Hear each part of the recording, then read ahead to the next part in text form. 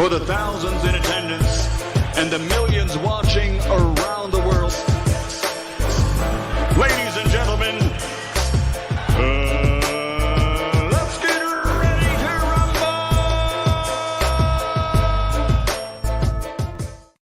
Yeah. What's up? It's the boy Coach Malachi Williams in the building. We back. New Minute Today USA Boxing. We are back. Yes, y'all. We are here in the building. You see what I'm saying? We're going to have a damn good show today. And I have a whole lot of stuff I'm chopping up. You know, we're going to chop it up.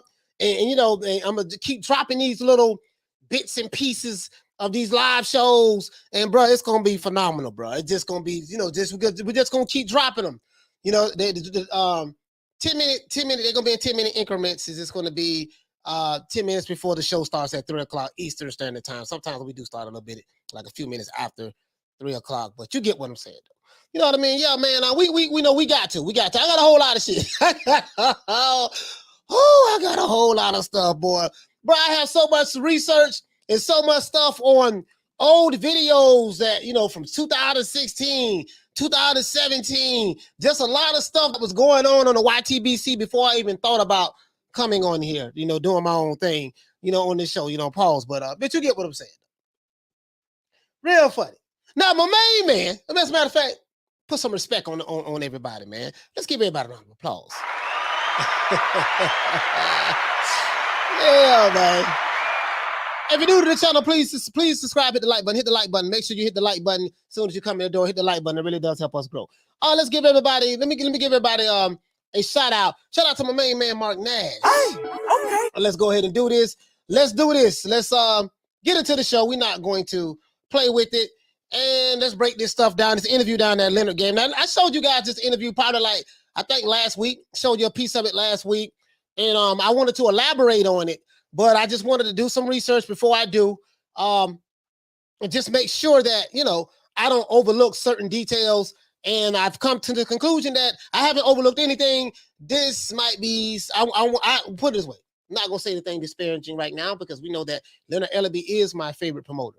Leonard Ellerbe is the greatest promoter of all time. There's no one who has promoted fights bigger, grander than Leonard Ellerbe. Sources say.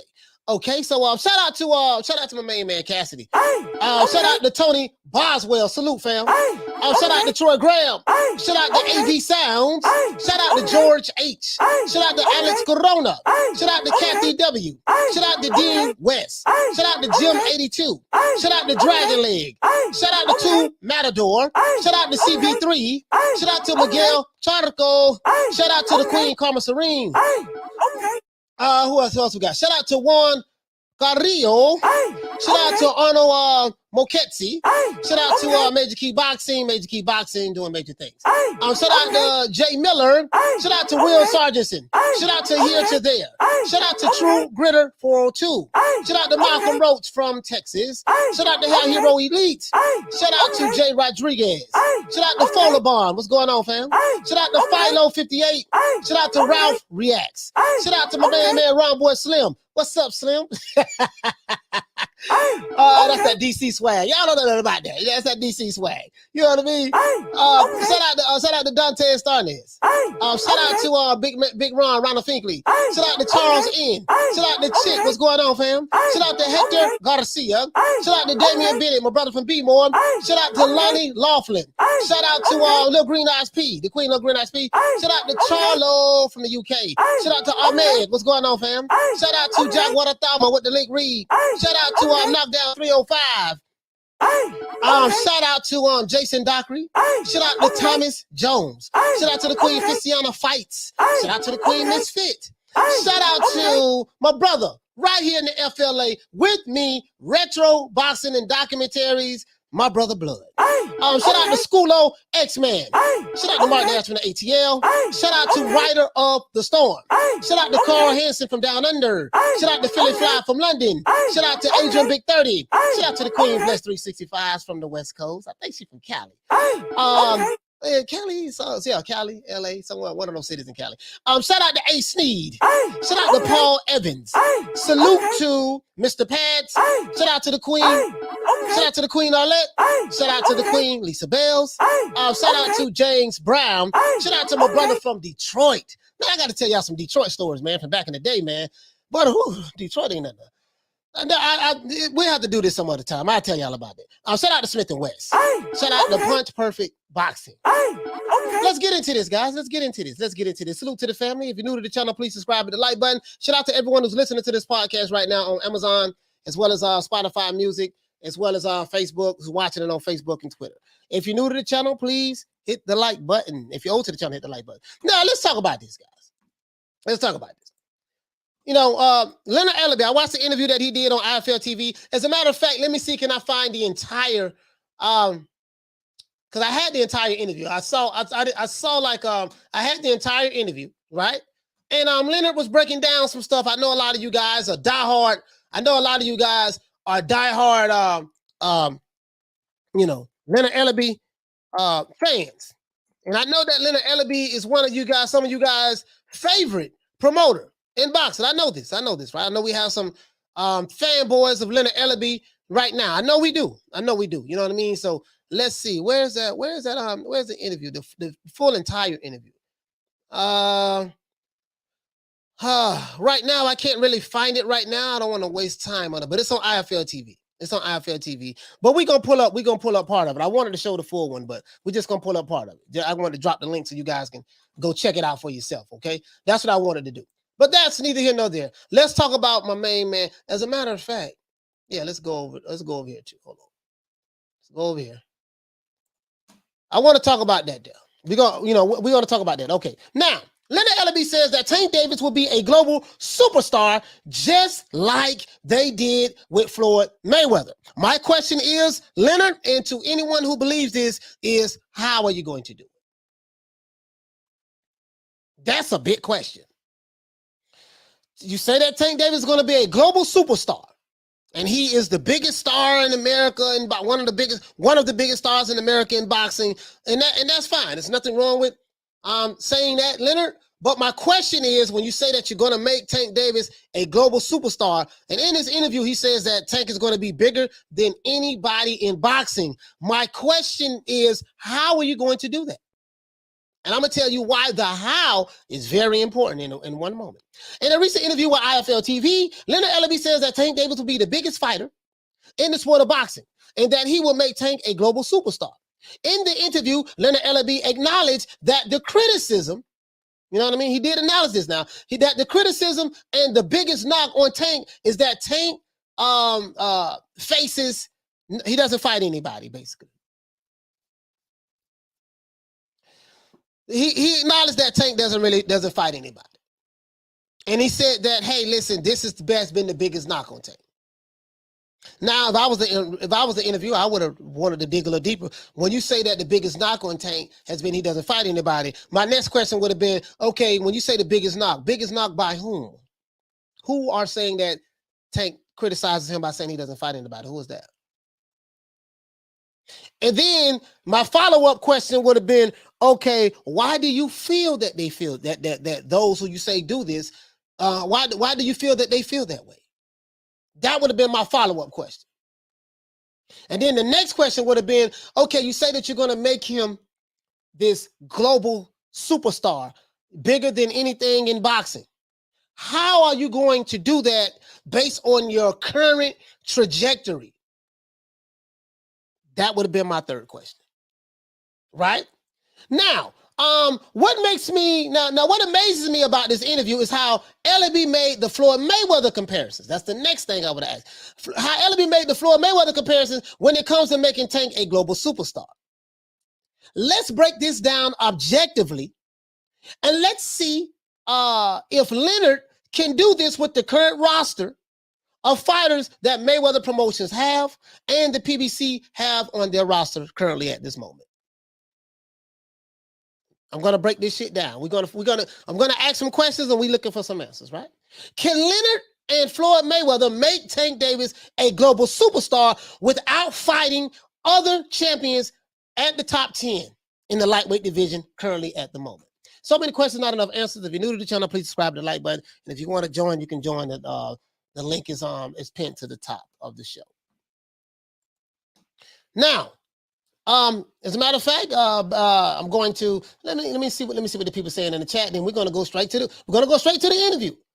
I don't want nobody thinking that because I have some questions, because this is the thing that gets me with this, and you hear this all the time from these pro PBC YouTube channels, and they say, yeah, the PBC, they got the formula, they know how to make people stars, and everybody riding Lambos and suicide doors and this and that. I mean, you don't hear that with like kind of like other promotional companies. You don't really hear them saying, hey, we making everybody superstars and we're gonna do this and do that. I mean, what Eddie Hearn does have hyperbole. Eddie Hearn does do that. But what I'm saying is, I'm talking about as it relates specifically to Leonard Ellerbe, what he's saying that him and Mayweather Promotions are doing, what they plan on doing. So I said, okay, and then he talked about we have stars.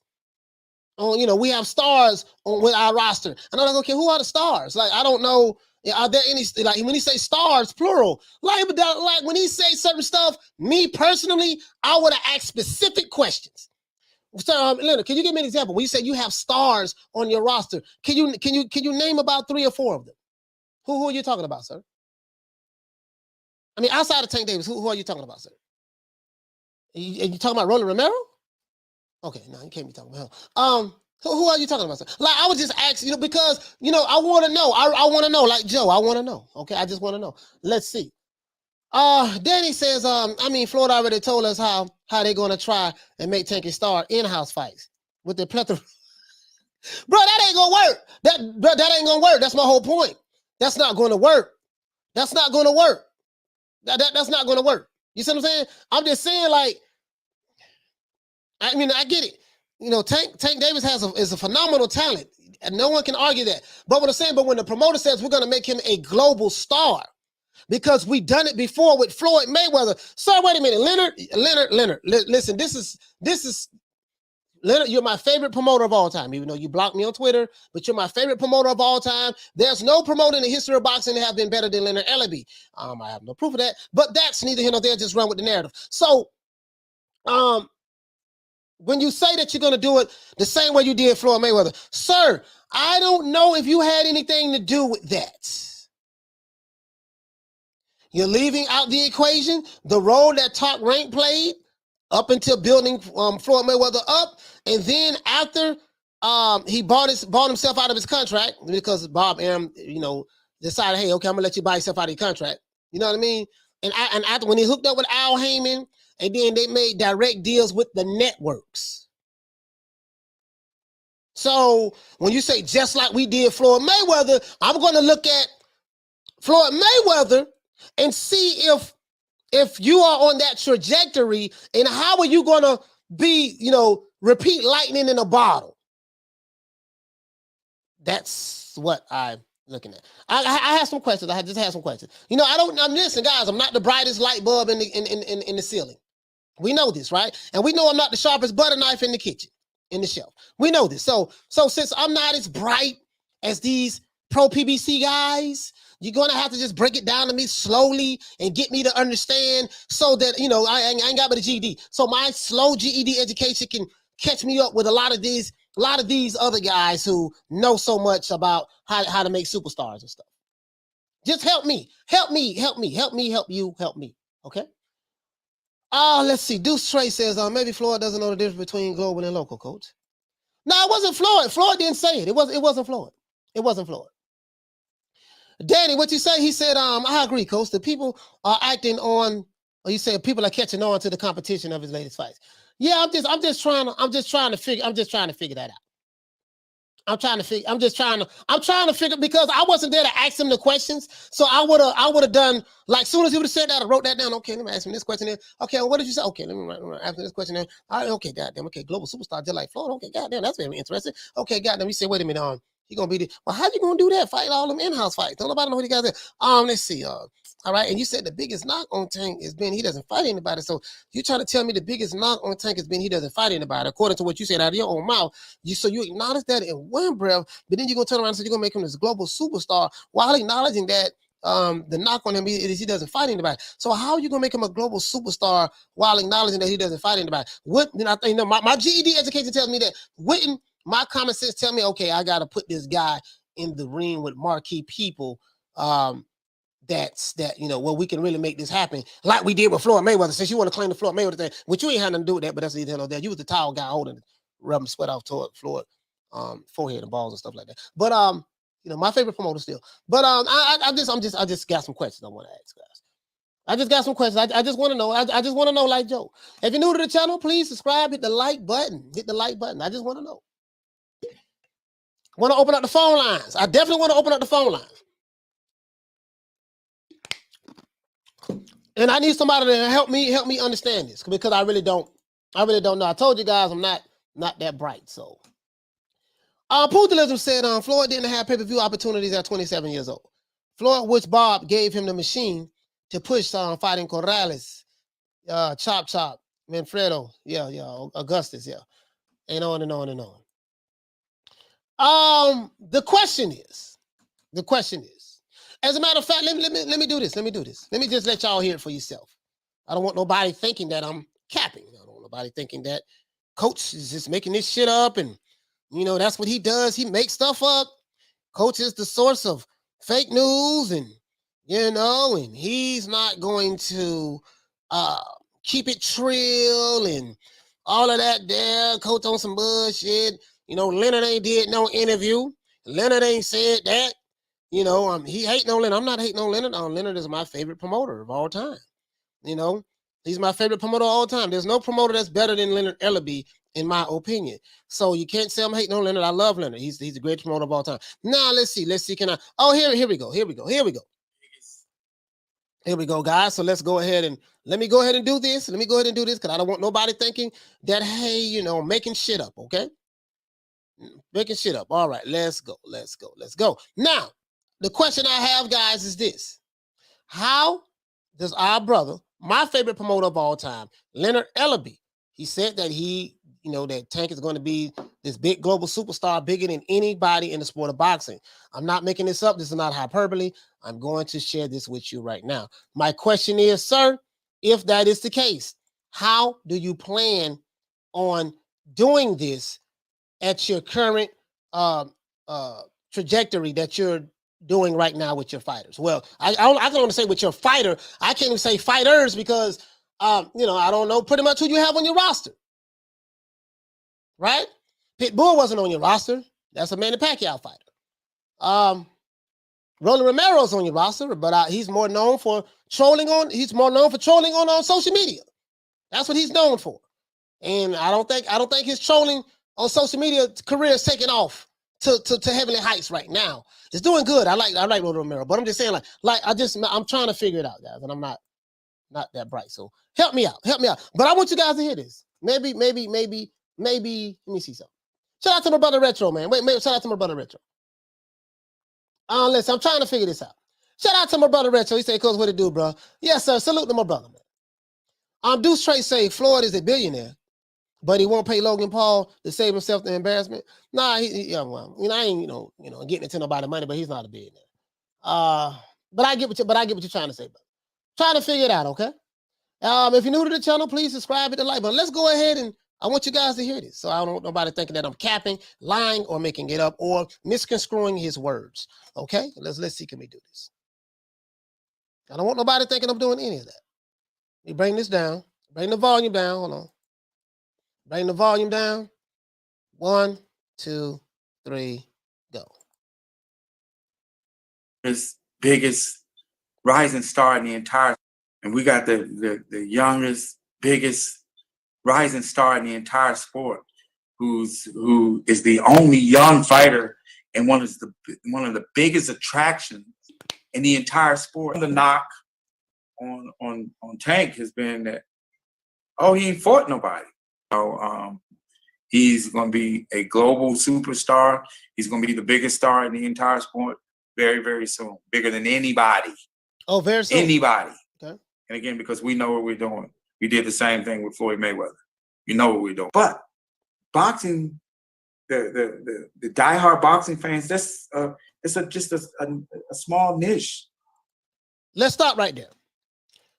He said that his fighter, Tank Davis, is going to be the biggest global superstar, bigger than anything in the sport of boxing. You guys heard that, right? I didn't make it up. This is not hyperbole. I didn't make it up. This is not hyperbole. If you're new to the channel, please subscribe with the like button. I'm going to open up the phone lines. When we get to 200 likes, the phone lines will be open. This is not hyperbole. Leonard Ellerbe is my favorite promoter in the history of boxing. Favorite promoter. No fighter, no promoter has promoted bigger events than Leonard Ellerbe. If you believe that, I have an iceberg I can sell you outside right now. It's 80-something degrees. But just want to let you know, right? So my question is, you say we did it. We know we did it before. We did it with Floyd Mayweather. Let's stop right there, sir. Sir. Now this is where the cap comes in at. Leonard, I got to call you out on the cap. You didn't do shit with Leonard Ellerbe. You didn't do shit with Floyd Mayweather. Floyd Mayweather linked up with Al Haymon, sir. Floyd Mayweather in 2000, let's see, when he bought his contract out, sir, he had several good fights at that time. He was an Olympian. I remember, Leonard, when you had hair on your head and you used to wipe sweat from Floyd Mayweather's forehead in the corner and used to carry the spit bucket. You're trying to tell me that we know what we're doing. We're going to make my brother Gervonta Tank Davis a global superstar, bigger than anyone in the sport of boxing. That means bigger than Canelo, bigger than Joshua, bigger than Dillian White, bigger than Tyson Fury, bigger than Deontay Wilder, bigger than Errol Spence, bigger than Josh Taylor, bigger than he's going to be bigger than everybody. And you're saying that the reason why you know this is because you did it before with Floyd Mayweather. Sir, that's a lie. You didn't do it with Floyd Mayweather. That's a lie, sir. That's a lie. As a matter of fact, I'm going to take it a step further. Shout out to Y2K for dropping that quarter of a bam dub on your boy. Hey, Leroy! Super chat received. Playtime's over, boy. He said Aaron and Don King are combined 200 years old. Yeah, 180 years old to be exact. But I got you. And still have more charisma than these these younger promoter, especially Ellerbe. He's painful to listen to. So my question, my brother, is this. When you say that, as a matter of fact, let's hear that part again. I want to hear that part again. Hold Oh, bigger than anybody on. Let's hear that again. in the entire sport. Let's go. And we got the youngest, biggest rising star in the entire sport, who is the only young fighter and one of the biggest attractions in the entire sport. The knock on Tank has been that, he ain't fought nobody. So he's going to be a global superstar. He's going to be the biggest star in the entire sport very, very soon. Bigger than anybody. Anybody. All right. And again, because we know what we're doing. We did the same thing with Floyd Mayweather. All right, let's stop right there. He said that, again, we know what we're doing. We did the same thing with Floyd Mayweather. What did you do with Floyd Mayweather, Leonard?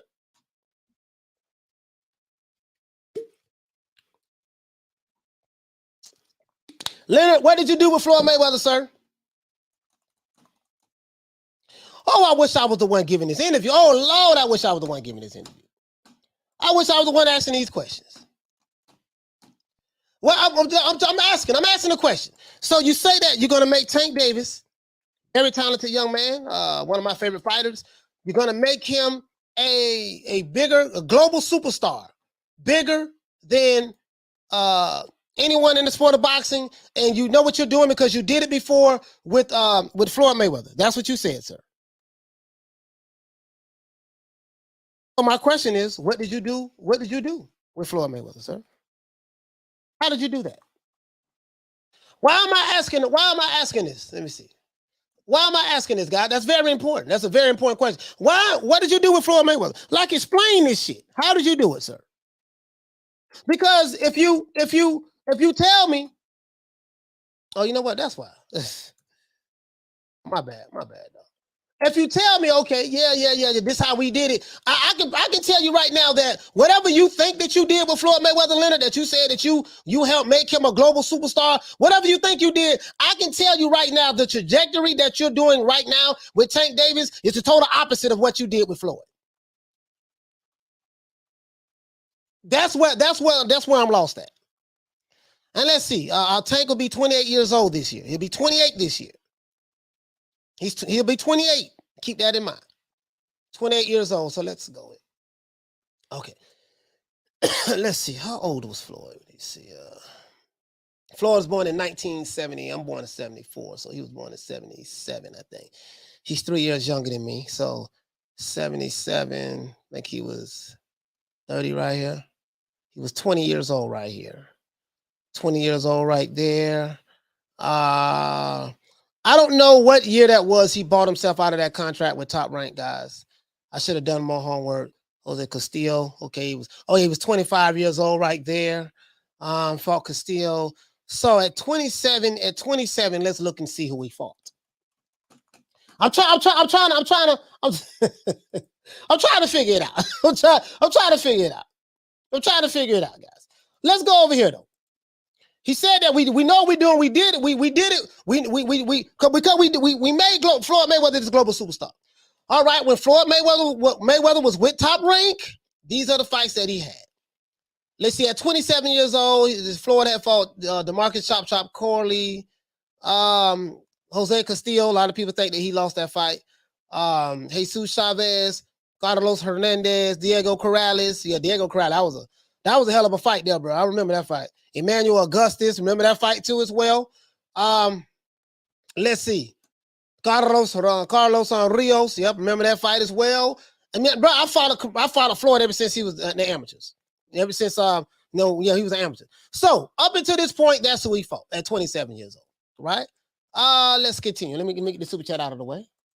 Shout out to the Queen Bless 365 for dropping that quarter of a bam dub on your boy. Hey, Leroy. Super chat received. Playtime's over, boy. If you're new to the channel, please subscribe to the like button. We need 200 likes. We're 100 likes off from opening up the phone lines. I want to open up these phone lines. That's what I'm saying, right? Okay. So now, when you go here, we leave here. Let's see, 27. Okay, 28. So he ended up fighting Chop Corley at 27 years old. Hell, at 27 years old, god damn, at 27 years, and he was kind of active too. He was an active fighter as well. Henry Brussels. Let's see. Then he fought Arturo. Arturo Gatti was a signature fight for Floyd Mayweather. Arturo Gatti was a signature fight. He was 34-0 at that time. He's 33-0 at the time. Arturo Gatti was a signature fight for him. So DeMarcus Chop Corley was kind of like a step-up fight. Again, Castillo, that first fight, a lot of people felt that Floyd lost that fight. Let's see, Diego Corrales. Oh, see, this is Pretty Boy Floyd. Diego Corrales was that guy. He was that guy. And I'm not mistaken. I think Floyd was an underdog in this fight. I could be wrong. But this one he was a super featherweight. I could be wrong, but I think he was an underdog in this fight. I could be wrong though. You know what I mean? But he had Arturo Gatti was the fight, step-up fight. Then he fought Sean Mitchell, and then Zab Zuda. That was another fight. We used to have debates about who will win the fight between Floyd Mayweather and Zab Zuda because Zab Zuda was so quick and fast and yada, yada, yada. And I think Zab Zuda was undisputed, that junior welterweight, if I'm not mistaken. Then I think somewhere up in here, he bought his contract out from Top Rank. I don't know exactly which year it was. Was it 2005 or 2006? Somewhere up in there. I don't know exactly which year it was. Right? Someone is going to have to tell me on that. What you say, fam? He said, was underdog. Yeah. In my mind, I was thinking of my memory because I remember the dude, what our brother name? Diego Corrales. He was that guy. Diego Corrales was he was a mug. Now he was a mug. You see what I'm saying? I'm not gonna lie. So I'm trying to figure out when you say that. Hey, we did it with Floyd. Okay, cool. Which year this was, guys, that he bought his contract out? Which year that was? I forgot which year that was. Which year that was he bought his contract out? I'm trying to figure out which year that was. But his career-defining fight was Oscar De La Hoya. Shout out to Mr. Calderon for dropping that $2. Bam, super chat on your boy. Hey, Leroy. Super chat received. Playtime's over, boy. He said 27-year-old May's resume is arguably still Hall of Fame worthy. Yeah, Pretty Boy Floyd was a mother. You know, he was a mother. Pretty Boy Floyd. But Oscar De La Hoya was that guy at that time, and he was the cash cow in that weight division, welterweight. Oscar De La Hoya. Well, he was the golden boy. One of Floyd Mayweather's biggest gripes and Bob Arum's biggest gripes was that Floyd was like, man, he ain't putting the money behind me to promote me and make me this big star. Because Bob Arum was talking about how much money he was losing with Floyd Mayweather, and Floyd Mayweather pay-per-views wasn't doing good, which they wasn't, and Floyd Mayweather couldn't sell out a hot dog stand. He was just, Bob Arum, the same shit that he was saying about Crawford, he said the same shit about Floyd Mayweather. But those Floyd Mayweather D-Riders and PBC D-Riders, they probably don't want to, they probably won't tell you that, but they were saying the same thing. Because it doesn't fit their narrative that Floyd was always this great guy, selling out or doing this and doing that. That's just simply not true. That's not true. I remember that shit like it was yesterday. You know what I mean? That's not true. But my brother Floyd, when he got out of that contract, I forgot what year that was. What you say? You say Floyd bought out the contract for $750,000 in 2006. Yeah, a lot of people say Jay Prince the one did that. A lot of people say Jay Prince is the one did that, and that's where the riff came about. Okay, 2006. So thank you guys. Thank you for helping me. So in 2006, when he bought his contract out, I don't know if it was before Zab Zuda or after Zab Zuda or after Carlos Boldemir. He linked up with Al Haymon. He ended up fighting Oscar De La Hoya. He beat Oscar De La Hoya in a 12-round split decision. After that, he was with Al Haymon for the most part, right? Ricky Hatton, he ended up getting big fights. Ricky Hatton was a legend in the UK. Manuel Marquez, Shane Mosley. Some of these fights too. I think a lot of these fights, if I'm not mistaken, Floyd had with more. I think it was it on not Mayweather Promotions? Was it on Golden Boy? Golden Boy did a lot of fights, quite a few fights with Floyd Mayweather as well. A lot of people probably don't remember this, but Floyd Mayweather and Golden Boy did a lot of fights together. Some would even say that once Floyd left Top Rank, that Golden Boy was kind of like a de facto promotional company or something like that for Floyd. But they did quite a few. They did quite a few fights together. They did that. Where am I going at with this as it relates to the subject matter? I'm going to tell you. So he hooked up with Al Haymon. Now, Leonard, what role did you play in this, sir? What role did you play in Floyd and linking up with Al Haymon, and then you're trying to say that we did it with, we made Floyd a global superstar. What role did you play in making Floyd a global superstar, sir? Because I beg to differ. He became a crossover star once he fought Oscar De La Hoya. Are you saying that you secured this fight? He fought Oscar De La Hoya.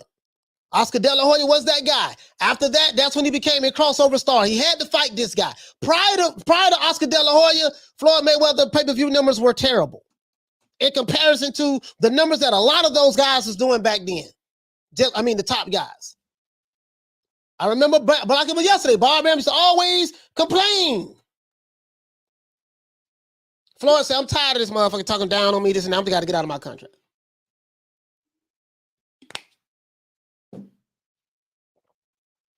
So now, he fought Ricky Hatton, Manuel Marquez, Sugar Shane Mosley, Victor Ortiz, Miguel Cotto, Robert the Ghost. He fought Canelo Alvarez, Marcos Maidana, Manny Pacquiao, Andre Barnes. I count Manny Pacquiao and Andre Berto, and I can't even. Conor McGregor is an MMA fighter, but that's what he did. So now, let's continue. I'm trying to figure it out. I'm trying to figure out how are you going to do this? Hold on, let's see what this is. Phone lines are not open. Phone lines are not open. If we don't have 200 likes, the phone lines are not open. Yeah, we got less than 200 likes. Should nobody be calling in? Should nobody be calling in? We gotta have 200 likes. Let's do this though. Hold on. Let's go back to Leonard. Let's go back to our brother Leonard. So I'm asking a question. Asking a question about this. How are you going to do this, Leonard? How are you going to do this, sir? Let's go. The diehard boxing fans, that's just very, very soon. Bigger than anybody. Okay. Anybody. And again, because we know what we're doing. We did the same thing with Floyd Mayweather. You know what we're doing. But boxing, the diehard boxing fans, that's it's just a small niche. You know, because this is a niche sport. It's like, so when you look and you're looking to have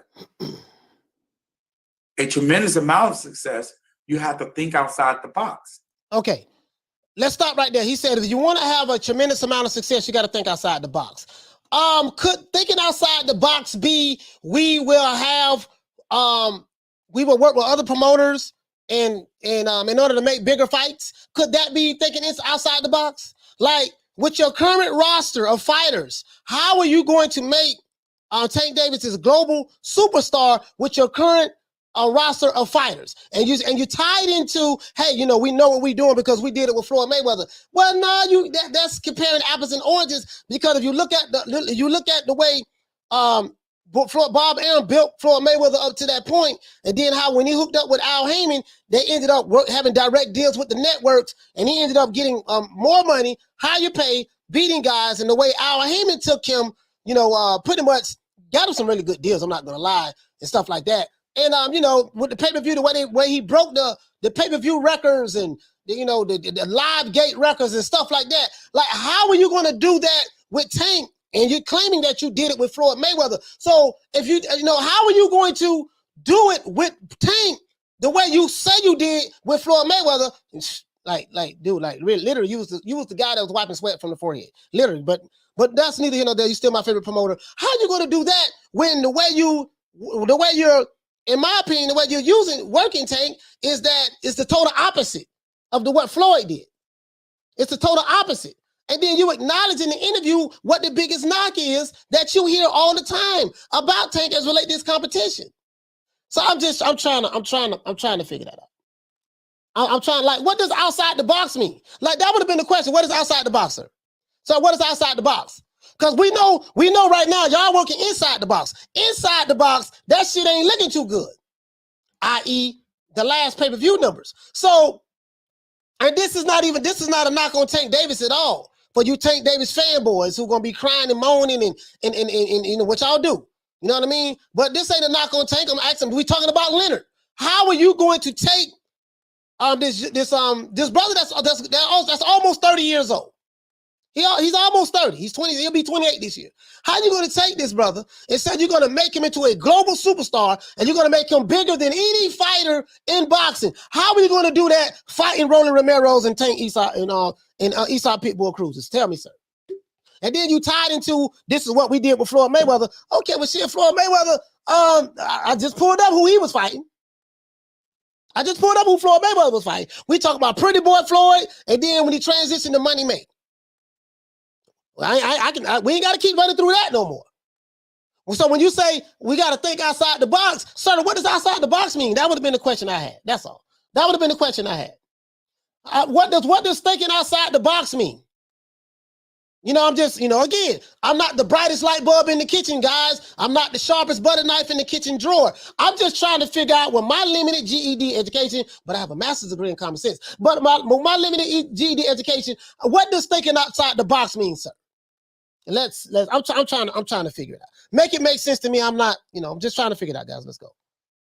And that's when you have to be creative to continue to grow the sport with casual fans. Promoters are protecting the fighters from fighting on other networks or other platforms. And is that a problem for boxing and for it to grow even further? No, it's a perceived problem. Like for me, for an example, I don't have no problems with making fights with other promoters. It just has to make business sense.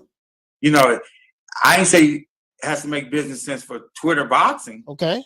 Or some selected media people. It has to make business sense for what our goals, and we're going to put our fighters in the biggest fights possible for the most money.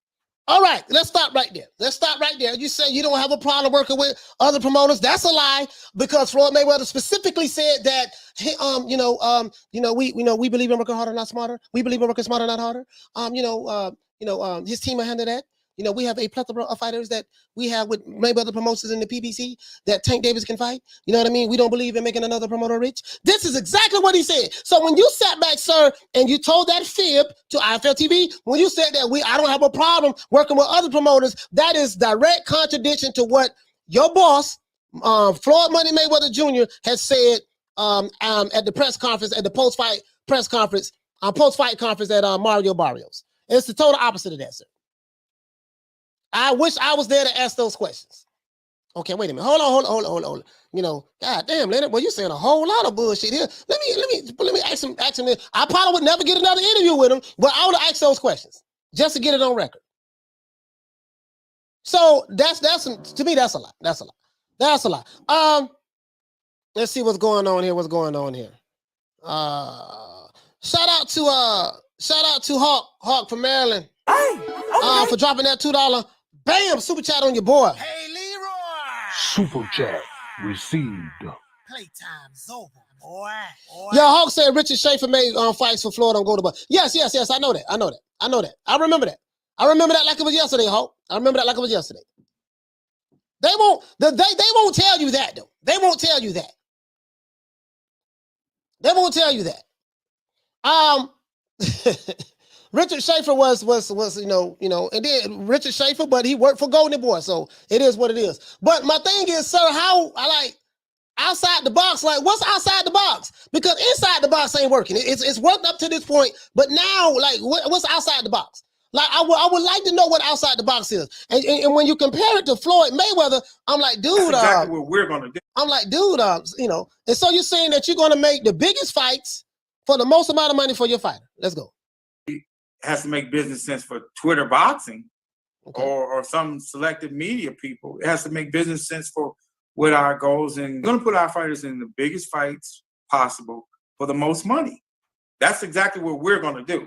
So let's stop right there. If you're going to put your fighter in the biggest fights possible for the most money, how are you going to do that with the current roster that you have at TMT, at Mayweather Promotions?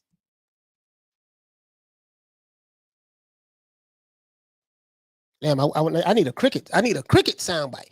If you're gonna make your fighter the most money, put him in the biggest fights possible for the most amount of money, how are you going to do that with the current roster at Mayweather Promotions?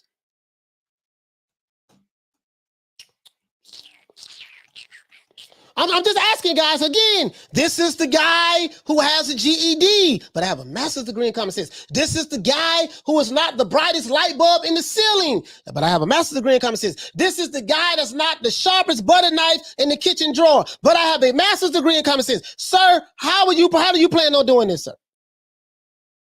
How can you say on one breath that we're going to put our fighter in the biggest fights for the most amount of money possible in one breath, while acknowledging that, hey man, we're only going to have in-house fights? You don't have no stars or mega stars on your roster that this guy can fight in order for you to become this big mega star. So what are you saying, sir?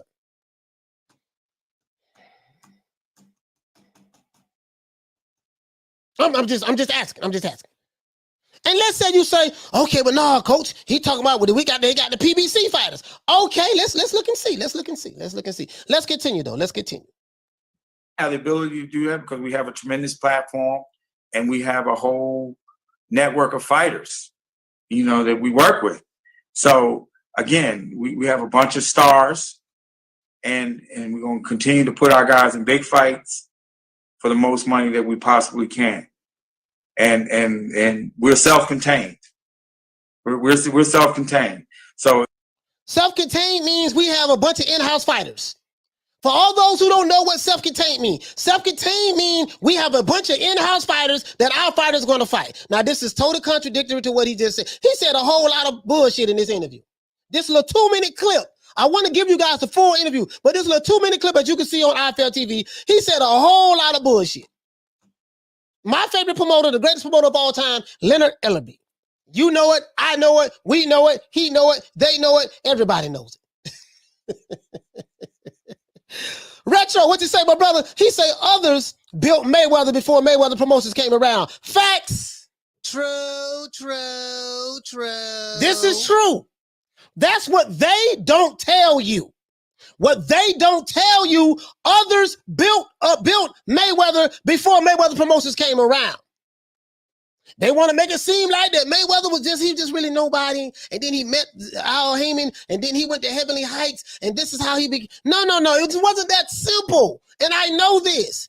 I understand what the narrative is, but the narrative and what the reality of the situation is not true. Yeah, I won't like Bob Arum. He racist, this and that. Okay, that's fine. Ain't nothing wrong with that. But Bob Arum built this boy up. Whether you like it or not, built him as far as he can take him. You know what I mean? With Jay Prince, got out of his contract, and then he was dealing directly with Golden Boy, him and Al Haymon. And Richard Schaefer worked for Golden Boy, but yet and still, the owner of Golden Boy is Oscar De La Hoya. So you can't leave out Oscar De La Hoya as well. You cannot leave him out. You can't. Can't leave him out, right? I understand it doesn't fit the narrative. I get it. But I'm not here to relitigate any of that. Let's see. Shout out to Hawk from Maryland. Hey, okay. For dropping that $2 bam super chat on your boy. Hey, Leroy. Super chat received. Playtime's over, boy. Hawk says that Bob paid Jay Prince to let Floyd go. Yeah. Allegedly. We're gonna say allegedly. Because I don't want to say nothing on. I got a lot of love for Jay Prince. I don't want to say, allegedly, the 700 allegedly that one brother had an issue with another brother, some business practices that was going on allegedly with Floyd Mayweather and Jay Prince out of Houston.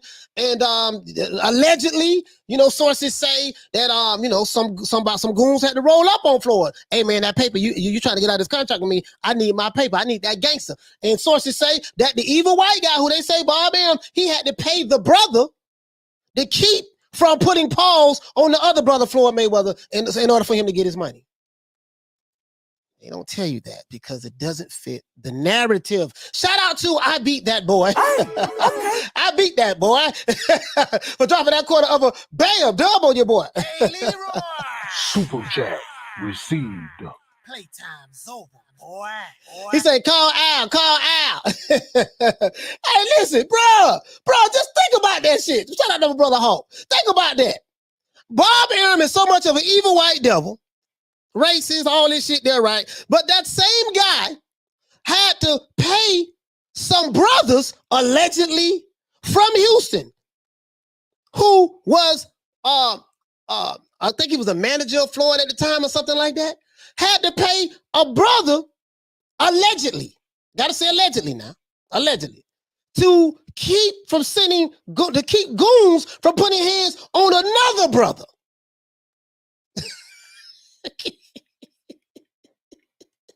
like allegedly. You see what I'm saying? Come on, man. Come on. But let's continue. Shout out to Retro Boss and the Documentaries. Hey, okay. For dropping that quarter of a bam dub on your boy. Hey, Leroy. Super chat received. We need 41 more likes. 41 more likes and phone lines will be open. But we're not even gonna leave that alone because it doesn't fit the narrative, but we're gonna leave that alone, right? Hell, who's to say what would have happened if Bob Arum wouldn't have paid that money? We probably wouldn't be having a discussion of 50-0. TBE. Mayweather Promotions, we have a plethora of fighters over here. Just suppose that Bob Arum never would have paid that money. Who knows where we'll be at right now? Hit the like button. Shout out to Jamie Nieto for dropping that quarter of a bam dub on your boy. Hey, Leroy. Super chat received. Playtime's over, boy. He said Tank has almost 30 fights and has nobody on his record. And we all know the Esau Cruz rematch is probably next. Tank. No. You know what, Jamie Nieto? He's fighting Roland Romero next. That's the next fight. I called that shot last year. I'm just saying, though, just think about this, guys. Think about this. if it wasn't for Bob Arum paying the goons, you know, allegedly, right? Where would we be at right now? Oh boy. Oh man. So I'm just saying. See, I believe in being fair to everybody, right? If you're gonna shit on somebody, okay, fine, ain't nothing wrong with that. But don't make it seem like it was all bad. Tell everything, tell the entire story. Don't just tell part of it to fit the narrative. Tell the entire story. You see what I'm saying? Now, as it relates to Leonard Ellerbe, back to what he was saying. Sir, if you're going to make Tank Davis a global superstar, my brother, if you're gonna make, I got you. Shout out to my brother Hulk. Hey, okay. You know, for dropping that $2, bam, super chat on your boy. Hey, Leroy. Super chat received. Okay. Playtime's over, boy. Right. Yeah, he just told me to Google Bob Bam pays Jay Prince. Yeah, I do that. I'm gonna do that. I'm just saying though. Like, make it make sense. Make it make sense to me. That's all I'm saying. And then listen, I love Floyd Mayweather. I really do. That I've been following him in the amateurs, the Olympics, when he got robbed and he was crying, and he definitely got robbed. Just throughout his whole career. And then I followed his father. I mean, not his father, his brother, his uncle, Roger Mayweather, the Black Mamba, the original Black Mamba. Yes. Yeah. So, and even Jeff as well. You know what I mean? So I just like make it make sense to me, Leonard. So now you're saying that you're gonna make Tank a global superstar, and that's fine. But then you end the interview by saying that we're self-contained. Self-contained means we have our own fighters on our roster. With your current roster, sir. And let's go over here and let's see. Let's pull it up. You know, I can do a whole lot of talking, but I gotta come with receipts. Okay, so now what do you guys think about this shit? King KO said, didn't Jay Prince goons put Leonard in the closet? I said, bro, I'm just saying though. I hear what you're saying now. Yeah, brothers put hands on brothers when it's necessary. It happens. I'll just say that. I don't know. I have to say allegedly because I love my brother Jay Prince. He's a good guy. I have never heard anything bad about this dude at all. So, but we're just gonna say allegedly. Sources say. You know what I mean? Sources say. You know what I mean? James said that Bob gave him a push, but he didn't make him into a household name. And the Jay Prince thing doesn't take away from the superstar icon he made himself. Yes. I'm not taking anything away from Floyd Mayweather, James, and I think you're missing the whole point. I think you're missing the entire plot. What I'm saying is, when you're pushing certain narratives, you cannot omit information to fit what you're trying to push. Well, I take that back. If you're trying to push certain narratives, you omit certain things that will go contrary to the narrative that you're pushing. I'm not saying that it takes anything away from Floyd Mayweather at all. I'm not saying that at all. I love Floyd Mayweather. You see what I'm saying? But I'm just saying, hey, let's tell the truth. That's all I'm saying. Let's just tell it like it is. Don't let your personal feelings get in the way of the reality of what happened. That's all I'm saying. Now, as it relates to what Leonard Ellerbe is saying, when you tell me that we're going to build him the same way we did Floyd Mayweather, and when I look at Floyd Mayweather's resume, I look at when he was with Top Rank, I look at when he was pretty much working with Golden Boy, Oscar De La Hoya, whether you love it or not, two people who the channels and the people who push these narratives, they like you slander these other guys and like to tear them down, and there's nothing wrong with that if that's what you want to do, but you can't omit what happened. And I am an anti-narrative channel. Bob M, Oscar De La Hoya played a role in this guy called Money May, who you love right now, who you worship. Facts. I don't care how and it's receipts on that shit. Now, Leonard Ellerbe, what role did Leonard Ellerbe play in it? He was the towel guy. He was the guy who used to wipe sweat and carry the spit bucket. And this is not a knock on Leonard. Leonard is my favorite promoter of all time. He's better than Bob Arum. He's better than Don King. He's better than Frank Warren. He's better than Lou DiBella. He's better than Duva. He's better than any promoter that ever came. Leonard Ellerbe. He's put on the biggest fights in the history of boxing. I know this is a lie, but that's neither here nor there. That's the narrative I'm pushing, and we're gonna run with it. Okay? We're gonna run with it. Shit. We're gonna run with that narrative now. Anyways, it's not true, but that's okay. Let's continue. So now I said, let me look and see who do you have on your roster that you can use that's gonna fight Tank Davis, that you're gonna make him a global superstar like you did Floyd Mayweather, according to your words. Is it this guy right here, Adrian Playtime Benton? This is a young brother. I think he has a record of 6-0, something like that, 5-6-0. And I think this brother here has a record of listen, don't be surprised if you see Tank fight Ladarius Miller. He will be fighting him probably maybe later on this year. Don't be surprised if you see that happen. Don't be surprised if you see that fight happen. We know that he's fighting Roland Romero next. We know that. We know that. That fight has been mandated, ordered. We know that was going to happen. I told you guys that last year that was going to happen. So, do you agree that he would be able to do it with this roster? Do you agree? Let's see. We do got 200 likes yet? We need 17 more likes for me to open up the phone lines. Will he be able to do it with this current roster at 135? I would think that the answer is no. The answer is no, right? I would think the answer is no. Let's see. Let's see. Yeah. Shout out to Hulk for dropping that $1. Bam, super chat on your board. Hey, Leroy. Super chat received. Playtime's over, boy. Hulk says, he says, for you can see Floyd fights on the zone, Oscar on the rights. Okay. I'm saying like, this is an anti-narrative channel, right? Anti-narrative channel. Some people don't like me for doing this, but that's fine. So I know what you're going to say. So with this current roster, do you see anywhere that Tank can be made a global superstar based on what we heard from that Leonard said in the interview? My favorite promoter of all time, Leonard Ellerbe, right? Okay, so I know what you're going to say. Coach, you're trying to be funny. He's talking about the PBC roster. Mayweather Promotions the PBC, the same thing. Okay, I knew you was going there, right? So guess what I'm going to do? I'm going to go over here. Know these guys very well. Bam! Let's go on over here. The PBC roster.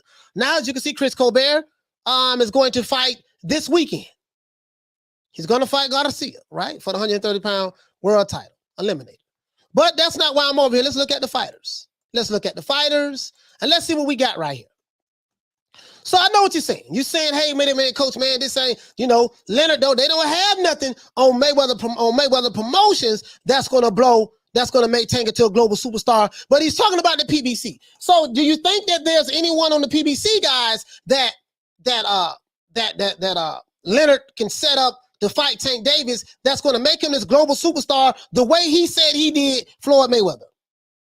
Now we know that's a lie. We know that's a lie for a fact that he didn't do nothing. Like he was the towel guy. Oscar De La Hoya had nothing to do with that, Bob Arum had nothing to do with that, And we know Al Haymon had a lot to do with it as well in Showtime and stuff like that. We know that. But let's continue. Okay, so maybe there's somebody here. Maybe there's somebody here, guys. That's at 135, that Leonard can make our young brother Tank Davis a global superstar, bigger than anyone in the sport of boxing. That's what he said, right? You heard it, I heard it. I ain't making this shit up. That's what he said. Let's continue. If you're new to the channel, please subscribe, hit the like button. Let's go down here. Let's look at 135 shit.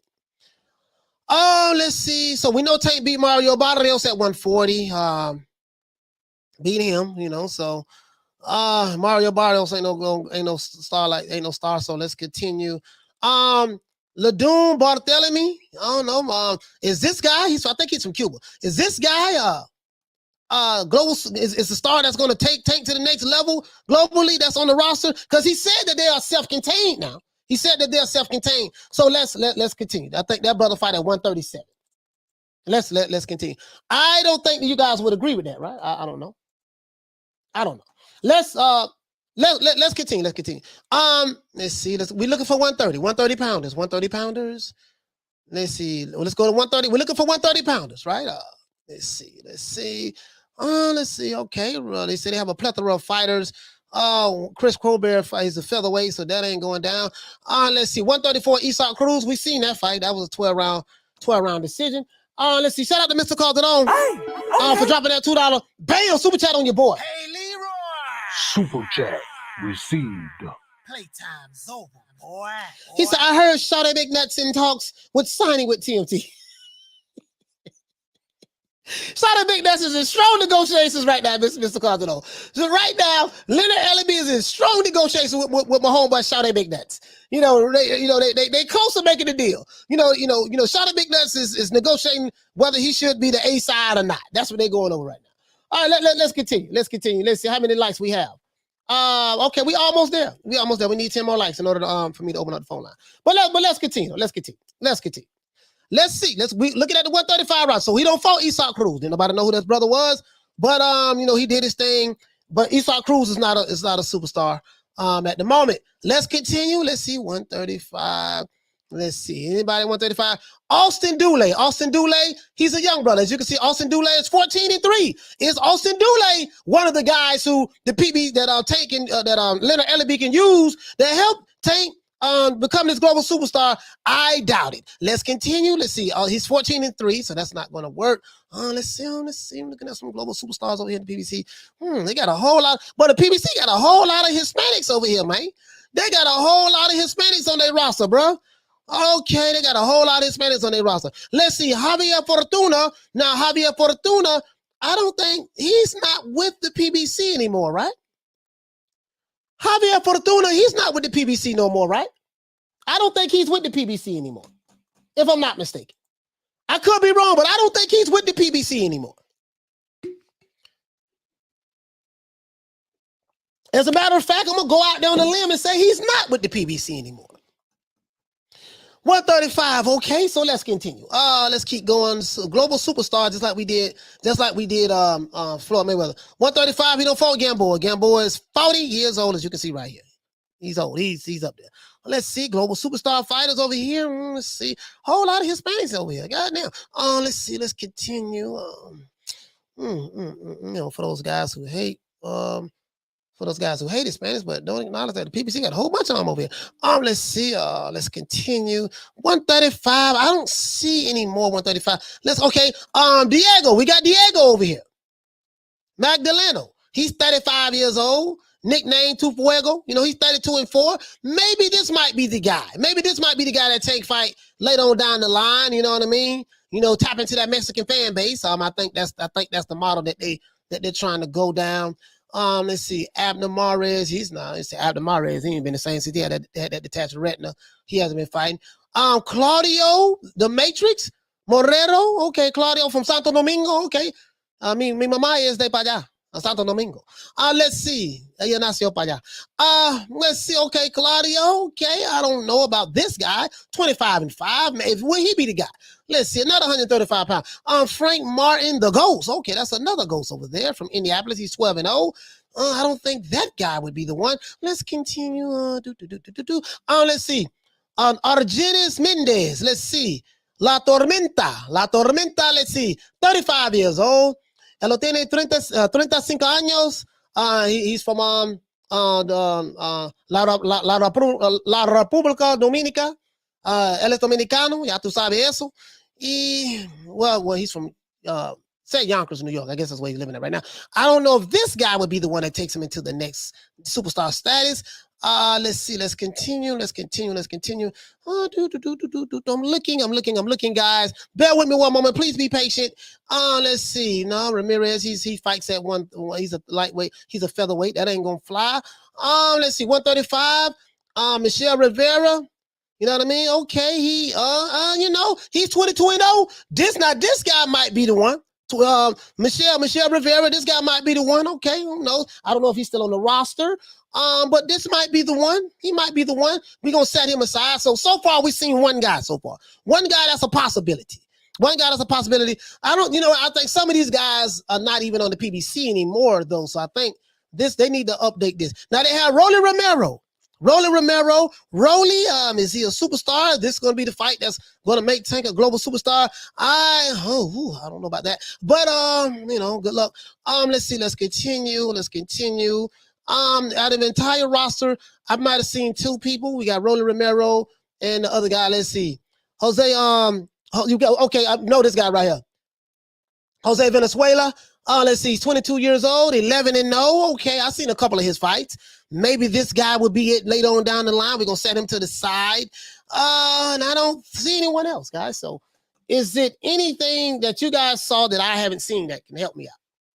Because I am of the belief that, hey, listen, in order for you, Leonard Ellerbe, and I know you're a promoter and you're my favorite promoter. I know you put on some of the biggest fights in the history of the sport of boxing. I know this. Facetiously, I'm saying this. I know better than that. But with the Mayweather Promotions roster, sir, and the PBC roster as it relates to lightweights, I don't see that happening. I don't see that happening, sir. I just don't. Let me open up the phone lines. I'm going to drop it like it's hot. Let's open up the phone lines. We have 200. We have over 200. I'm just saying I don't see that. I don't see that. I'm just saying for me. I don't see it. Maybe you guys see something I don't know, but I don't see it. Phone lines is open, man. Let's drop it right here, man. Phone lines open. 530-494-9636. 530-494-9636. Please let me know. I just ran it down, dog. We looked at the roster from Mayweather Promotions to PBC for the lightweight division.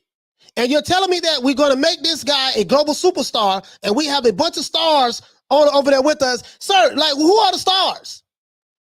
Who are the stars? Because I didn't see any stars. If the biggest star outside the Tank is Rolly Romero, you guys in trouble. So what I'm saying, I like to say this: in order for us to get those, in order for our brother Tank, in order to be that global superstar that Leonard is saying.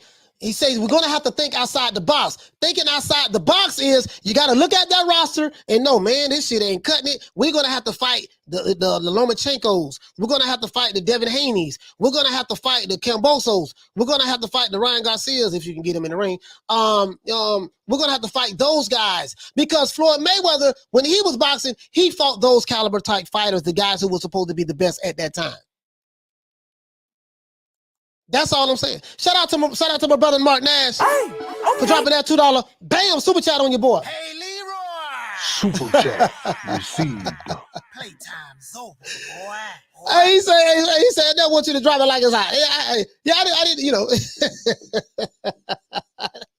That's what the nigga talk about dropping it like it's hot. I told you he was gay.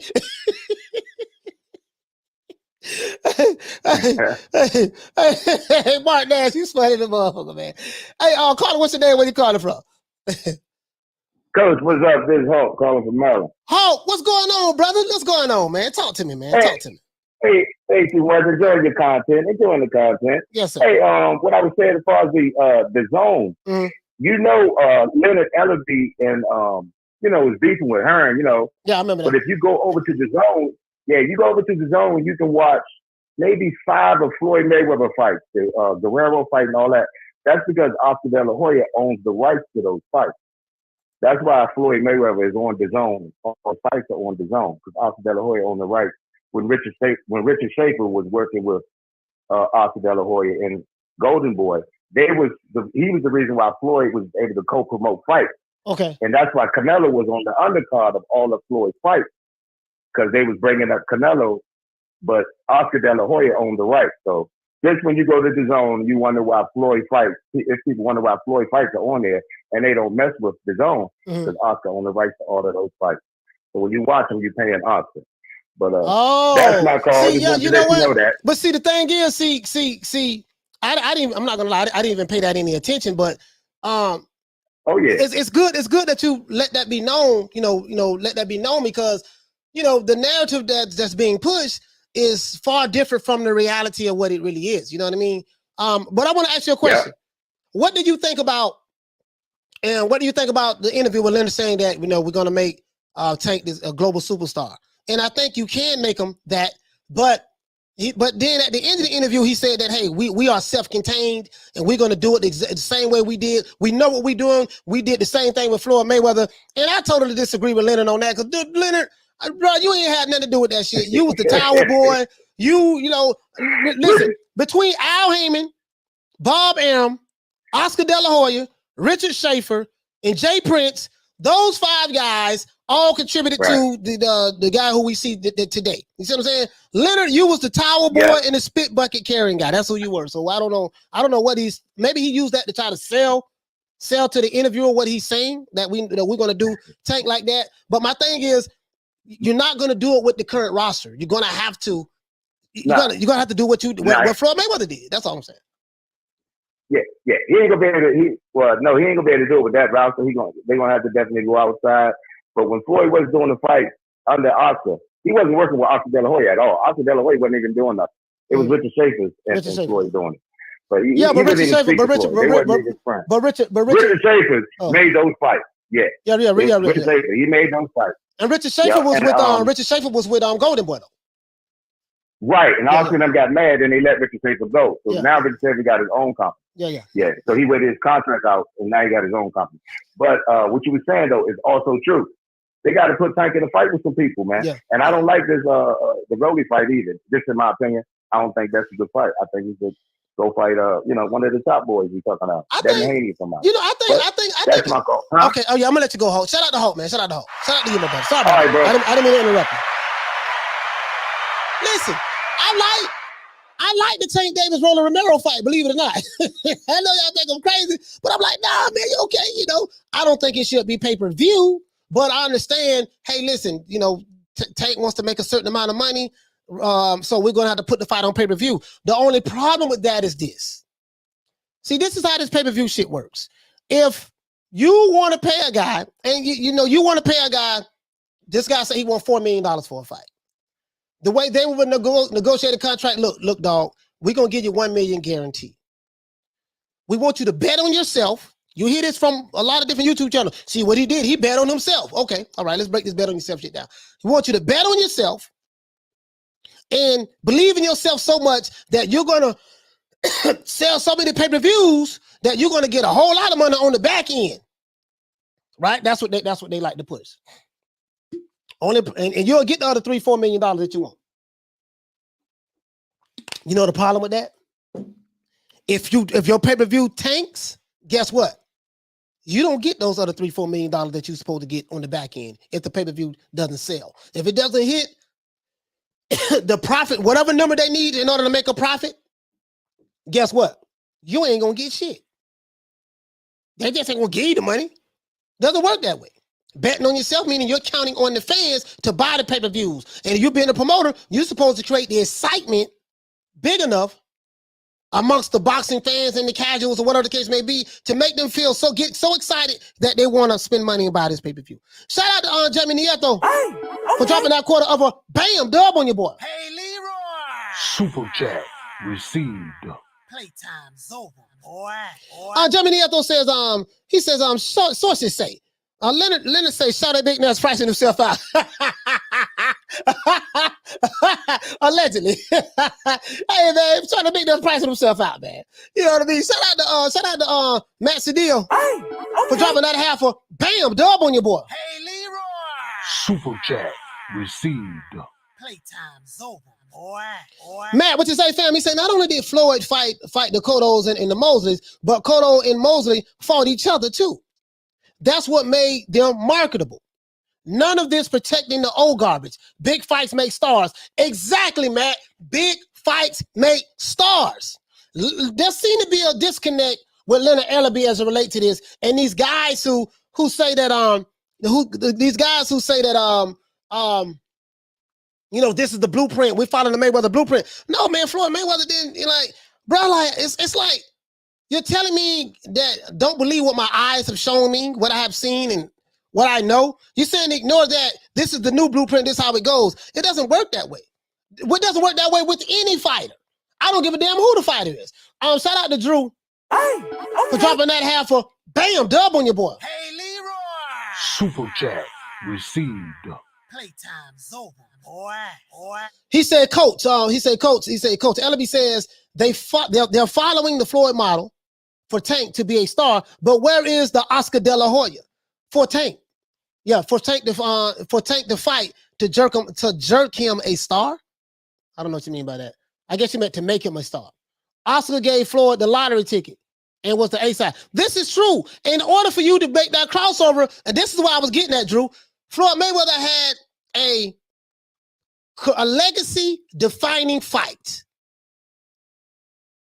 which took him to the next level.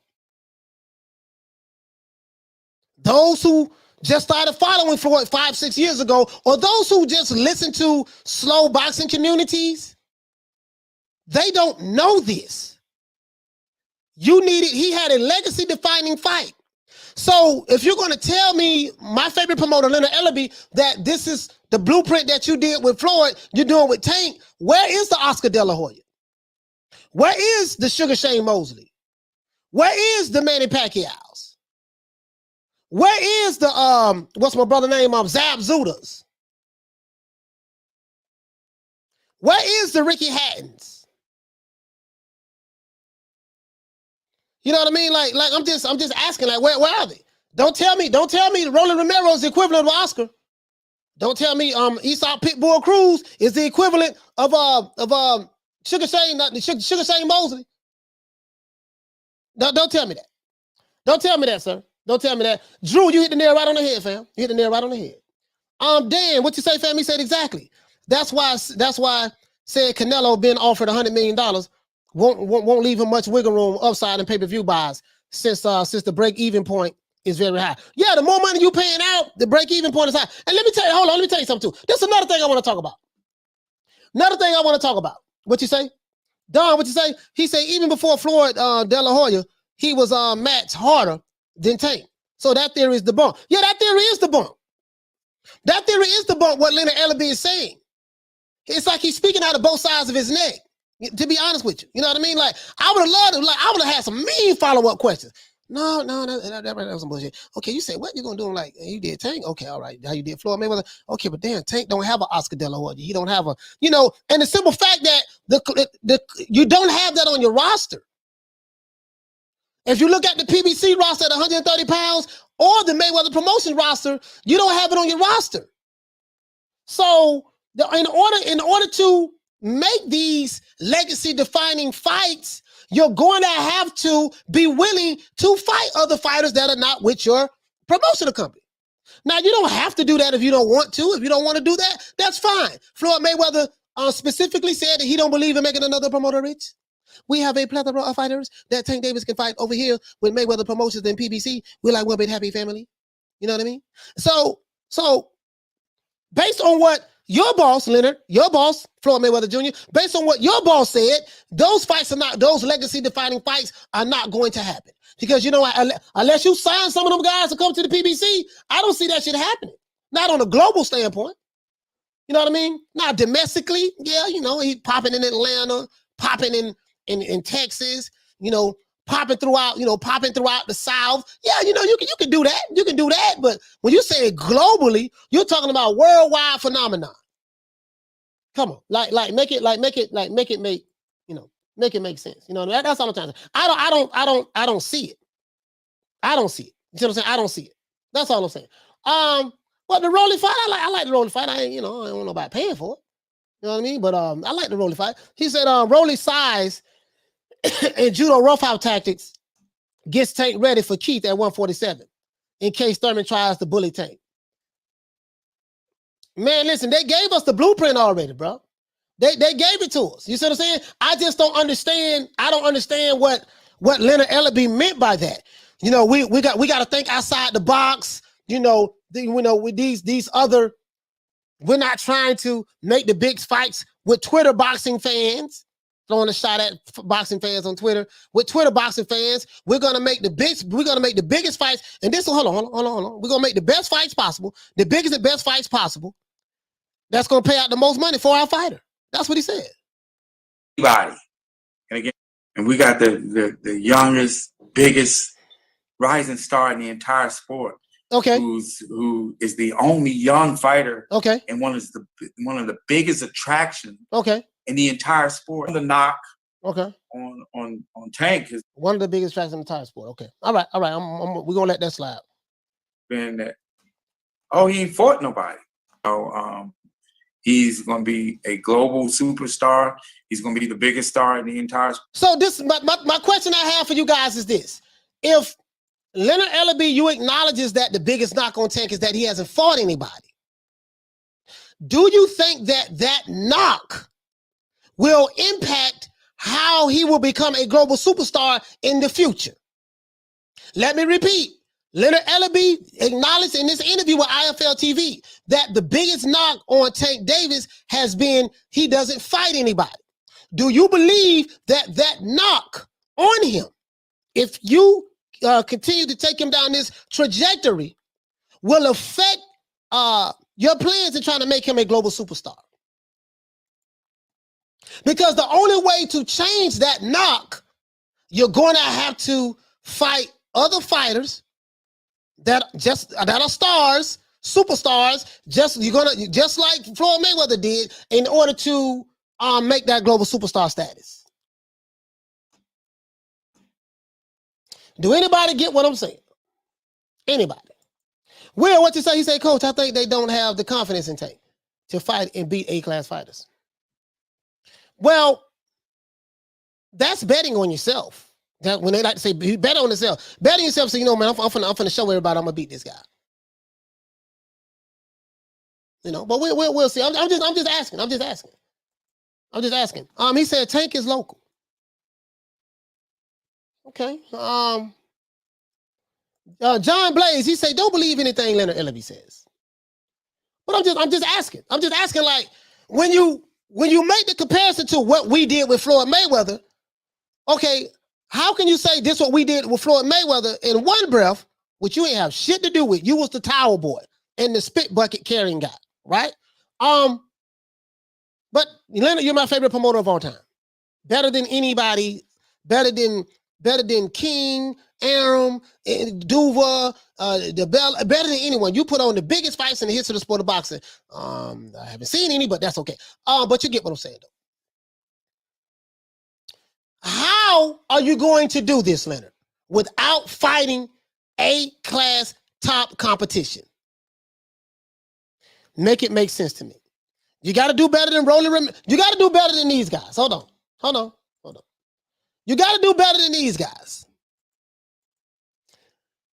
You have to do better than, what's Mayweather? You're going to have to do better than Adrian Playtime Benton over. Let's go over here. Our young brother. He's a young brother too. This brother is 5-0. So when you say we have a bunch of superstars and stars on our roster, this brother's 5-0, sir. So we can't get Tank to that level, the superstar status that you're talking about, sir, fighting that guy. So we know, let's go over here. This is Ladarius Memphis Miller, right? I've seen this brother. This brother pretty good. He's 21-2. Don't be surprised if you see, well, that's a brother. So I don't know. I don't think Tank fight brothers. I haven't seen any I haven't seen too many, to be honest with you. So, but this a brother. You know what I mean? But this brother right here, I didn't even know he was on y'all roster because they don't even really promote those other fighters like that. Right? So I don't like, you're gonna need, and then you got Rolly Romero right here. Rolly is 14-0 with 12 knockouts. So, and we've been to the PBC side. There's nothing over here, right? And then we've been to the PBC side. There's nothing over here. Some of these fighters are not even with the PBC anymore. So between two promotional outfits, PBC and Mayweather Promotions, there's nothing over here that's going to make Tank that crossover global superstar, you know, like how you say that Floyd Mayweather is. So And you said we think outside the box. Thinking outside the box means that you're going to have to fight with fighters who can take him to that next level, like Floyd did with other promotional companies. That's all I'm saying. That's all I'm saying. That's it. That's all I'm saying, guys. Like, you're going to have to fight these other guys. Your roster that you have is not Floyd Mayweather-like. It's not a Floyd Mayweather trajectory roster. You can't tell me in one breath that, hey, what we're going to do is we did it before with Floyd. On one breath, while at the same time, you got a bunch of, I'm going to be respectful, C-class fighters at best. C-class fighters, and some of them who may still be over there with the PBC has-beens. I mean, the Gamboas, the stuff like that. That's all I'm saying, guys. The wordplay sound good, but but it doesn't pass the eye test, is what I'm saying. The wordplay is good, but it doesn't pass the eye test. Let's see. Poodle saying people are buying Tank versus Keith, but I could be wrong. Bro, we saw what Keith Thurman did. Keith Thurman numbers look terrible, man. Like that shit, like Keith from my city, dog. He from my city. It pains me to say that. It pains me to say that. Shout out to Ride of the Storm. Hey, for dropping that $2. Bam, super chat on your boy. Hey, Leroy. Super chat received. Playtime's over, boy. Rider of the Storm says, so Mayweather Promotions has an NBF rule for Tank. You know what? It seems that way. It seems that way. It does seem that way. Yeah. Yeah. Yeah, that NBF rule, if it exists, go both ways. But you get what I'm saying? Like, bro, like the Mayweather Promotions roster, they ain't got nobody over there. They got C-class fighters over there. And PBC roster, they got C-class and B- fighters over there. I'm just being honest with you. You know, this ain't no shade on any of these guys, but I'm just being as honest as I possibly can. Don't tell me that you're gonna make this brother a global superstar, but you feeding him tomato cans. No name tomato cans. Floyd Mayweather, shit, listen, man, we don't, bruh. Floyd was fighting, listen, man, Floyd was fighting. Oh, let's look over here. Come on, now let's do this. Let's do this. You know, I mean, when I was at 33, he fought Shane Mosley. But I'm saying, you know, he fought Castillo. This man fought Diego Corrales. Like, bro, Emmanuel Augustus. Like, where is the Emmanuel? You know, where is the Diego Corrales at? Where's the Diego Corrales at? That's all I'm saying.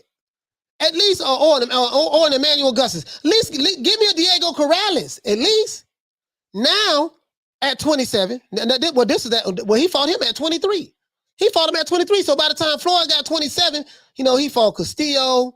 He fought Diego Corrales, Emmanuel Augustus. Let's see. By the time he got to 27, DeMarcus Chop Corley. He fought Arturo Gotti at 28. Tank will be 28 this year. You know what I mean? So yeah, man. I mean, bro, like you're gonna have to just, all I'm saying, Leonard, is this: you're gonna have to up the competition. That's all I'm saying. If you want to make him this global superstar bigger than anybody in the sport of boxing, you're going to have to up the competition, and you're going to have to take the risk and get out of your in-house promotion comfort zone, because it's hurting him more than helping, in my opinion, from a global standpoint. Now, from a Chitlin Circuit standpoint, it's good. From a Chitlin Circuit standpoint, you know, with certain Alphabet Boy channels, you know, you're going to, you know, it's good on that level. And it's good, you know, especially if you fight throughout Atlanta and stuff like that, and yada yada yada, you know, and throughout the South. Yeah, it'll be good. It'll be good.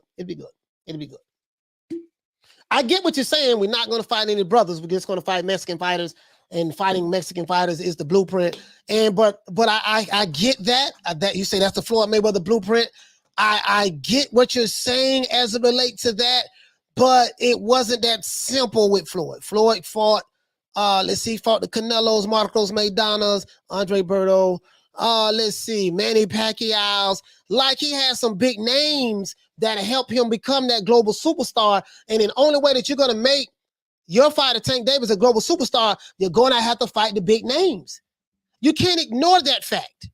That's all I'm saying, Leonard. You can't ignore the fact that you are doing the total opposite of what you said you did with Floyd Mayweather. And we know you ain't had nothing to do with Floyd Mayweather becoming big at all. We know that.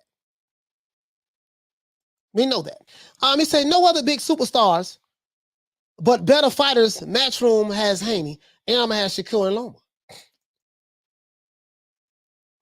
You get what I'm saying, though, guys. He said exactly. The doubt is there, and people don't know who's they pick after Keith's last performance. Yeah, like bro, like I mean, I told y'all about the Keith thing. Keith been going 2.5 years.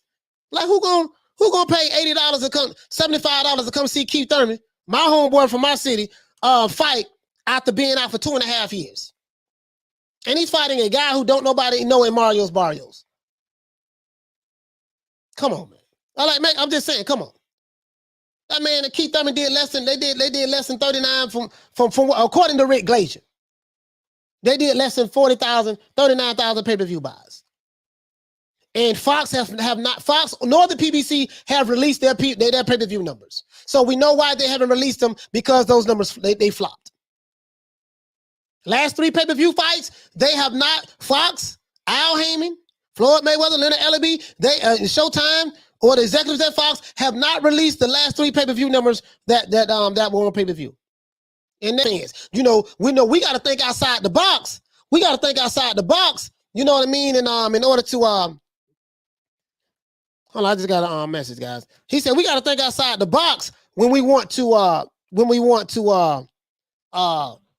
build Tank and all that stuff there. But thinking outside the box, sir, is all that we have been asking as boxing fans. But then you say we're self-contained.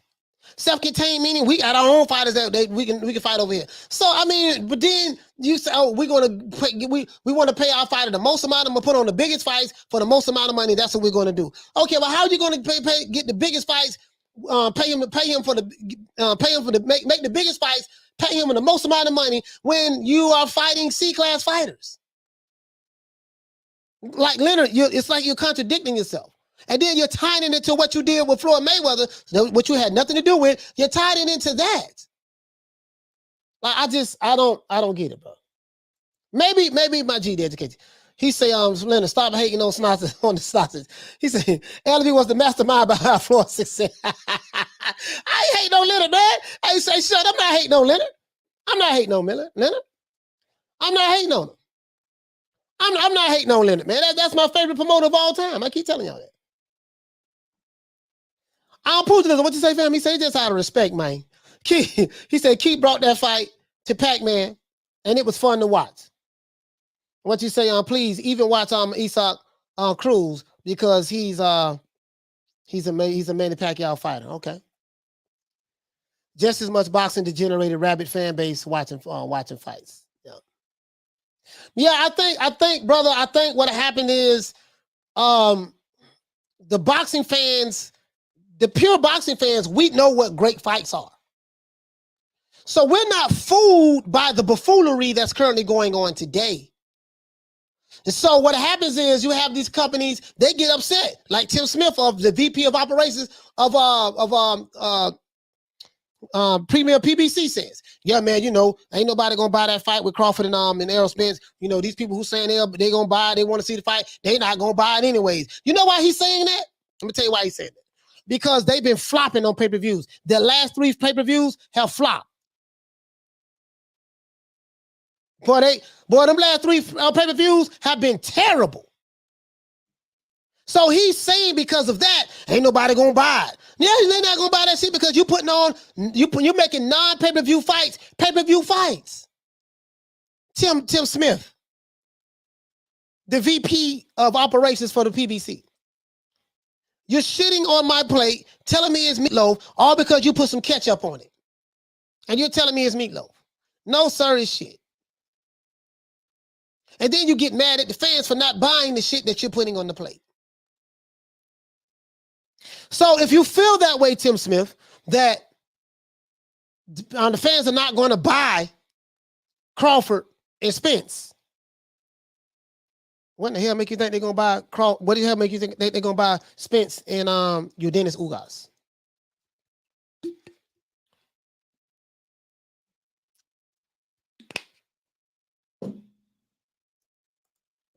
Just asking.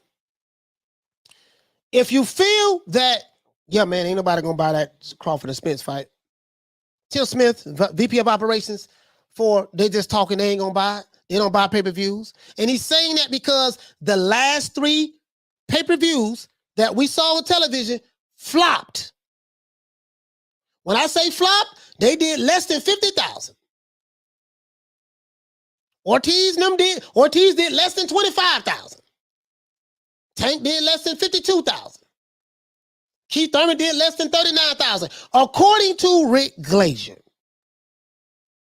So for all of those who say, hey, man, well, we can't believe Rick, we don't believe nothing Rick say, okay, that's fine. So what we do know is this. We know that they did not release those pay-per-view numbers. We know that Showtime is quiet as a church mouse when it comes to what was those pay-per-view numbers were.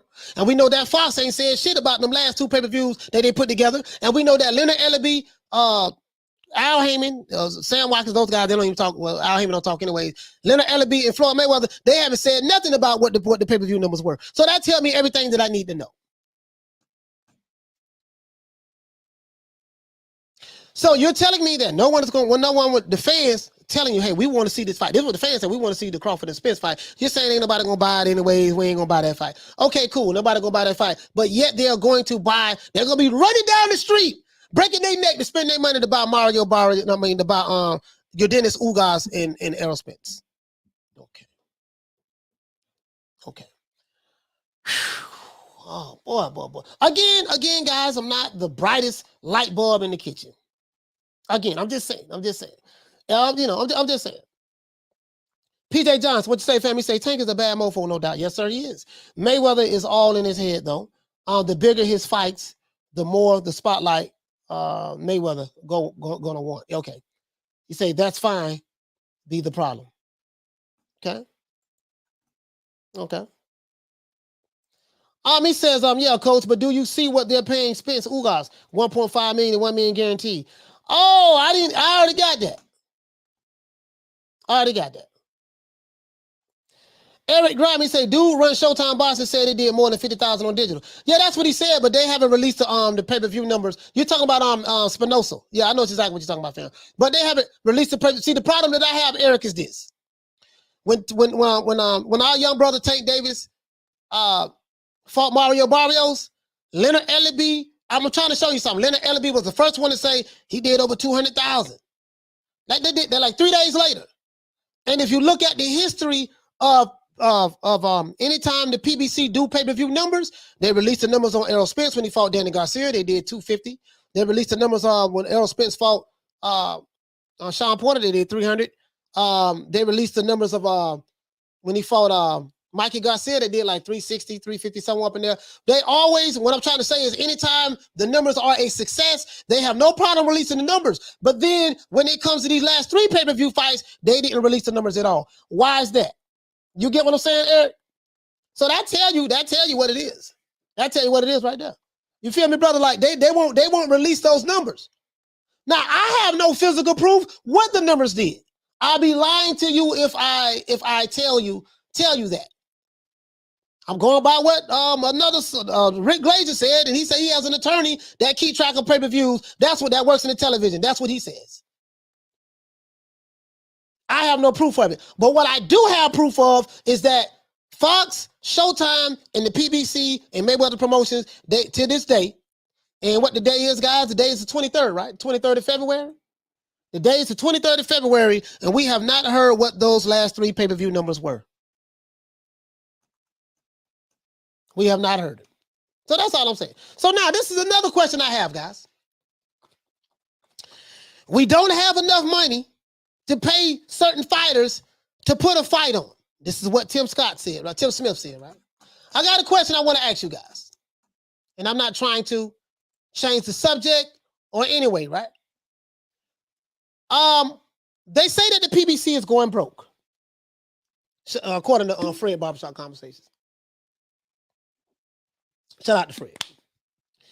They say the PBC is going broke. They don't have the money. They don't have the money to pay their fighters. As a matter of fact, Adrian Broner And I did a show, a couple weeks ago, where Agent Broner said that, hey, listen, the reason why they're putting all of these fights, these non-pay-per-view fights on pay-per-view is because the PBC don't have the money to pay these dudes. They know they got to pay these guys the money, and these guys don't want to fight for peanuts, and the PBC don't have the money to pay them. So what they do, they give them a little upfront money and a little money guarantee, and they tell them, hey, you got to get the rest on the back end. Bet on yourself. That's what Blue Bloods them say, right? See, they betted on themselves. And they betted on themselves. Okay, bet on yourself. The only problem with betting on yourself is this here. Let's say you say, I won't, I'm gonna get the rest of my money on the back end, but your pay-per-view do $50,000.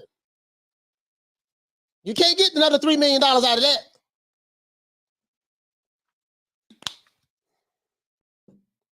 You can't get the $3-4 million out of that.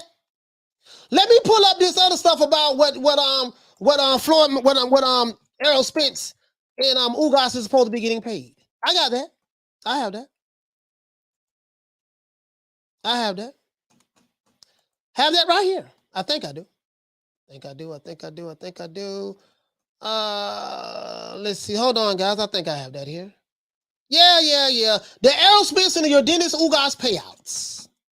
Oh, they've been dead quiet about this. They've been quiet about this, and they don't want to talk about this. When I say they, I mean the pro PBC ass kissers, the personality worshipers, but we're going to talk about it. But I have a question, though. If the PBC is broke, and they're going broke, and they don't have any money, and they can't pay fighters and stuff like that, where are they getting this alleged $50 million to pay Canelo Alvarez to fight David Benavidez? Where are they getting this alleged sources say $100 million that Canelo turned down in order to fight what the brother named Jamal-Charlo and David Benavidez? They're going broke, right? They're going broke. What our money coming from, sir? What our money coming from? If the PBC, according to Agent Broner, they cannot afford to pay their fighters the money that they want, the millions of dollars that Keith Thurman and all these guys want. That's why they're putting non-pay-per-view fights on pay-per-view. Tell me where they're getting this $100 million from the offer that they offer Canelo and $50 million to fight David Benavidez.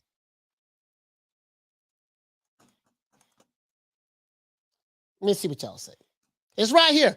It's right here on the tweet. It's right here. It's right here. The brother said it right here. The brother said it right here. I got a good answer for you. He said it should be a crime if that's what they're paying Spence and Ugas. Haney makes $3.5 million by himself. Carl Hansen, he say, that's easy, coach. When Leonard came out of his closet, he pulled out $100 million up there. Johnny Blaze say, the boy from Mexico getting $50 million a fight now.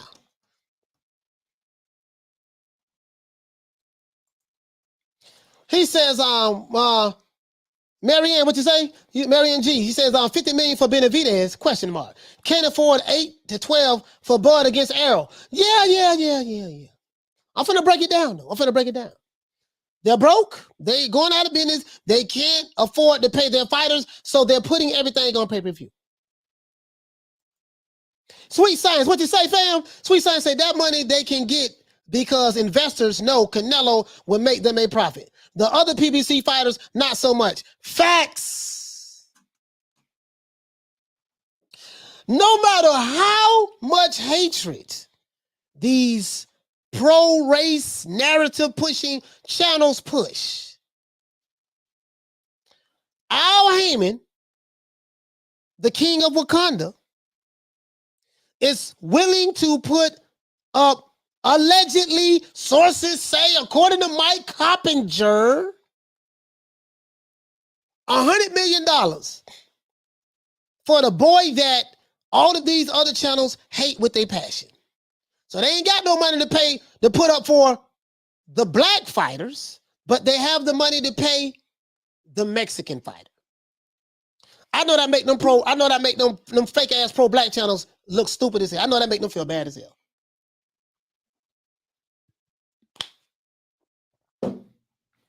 But I'm gonna take it a step further, though. I'm gonna take it a step further. This brother here said it best. He says without Canelo, that $50 million doesn't exist. If the PBC is broke, how are they offering Canelo $50 million? And according to Mike Carpenter, $100 million for 2 fights. Because he says, stupid fanboys. Because for the simple reason that without Canelo, that money does not exist. So the reason why, so basically the PBC is willing to offer Canelo money that they know he will automatically generate on his own. The money is coming from Canelo. Canelo is bringing the money. He is the draw.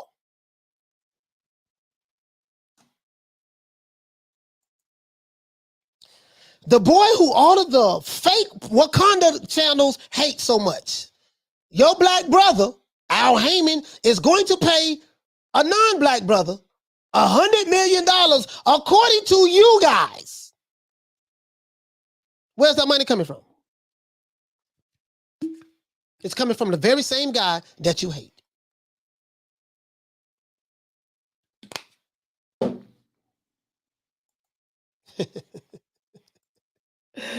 Woo! Just bodied him right there. Boy, that was a body right there. True, true, true. Boy, that was a body right there.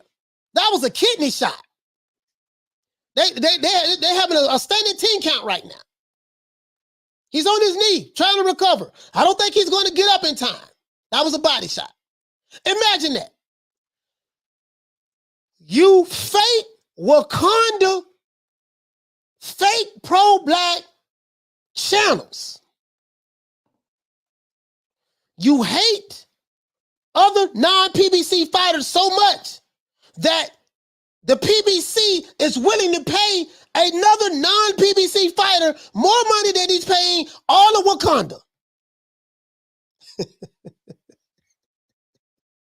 But he ain't paying the guys who with Wakanda, he ain't paying them shit. Imagine that. Make it make sense to me.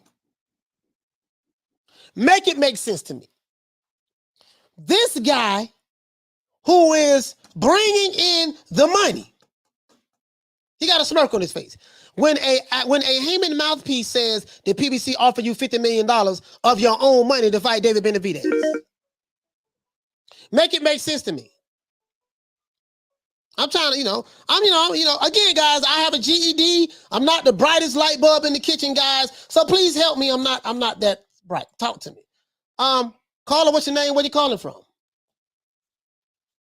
Yo, this is Roach from Houston. Roach, what's going on, fam? Talk to me. What's going on, man? Hey, man. I am tired of them basically holding the reins on Tank Davis. Mm-hmm. Me personally, I feel like he's a phenomenal talent. He has excellent footwork. He can box. He can punch. His angles, he has angles. He's very tight with his punches. Mm-hmm. I don't understand why they feel the need to take this route with Tank Davis, because I definitely feel like he has the talent level to step up in these fights.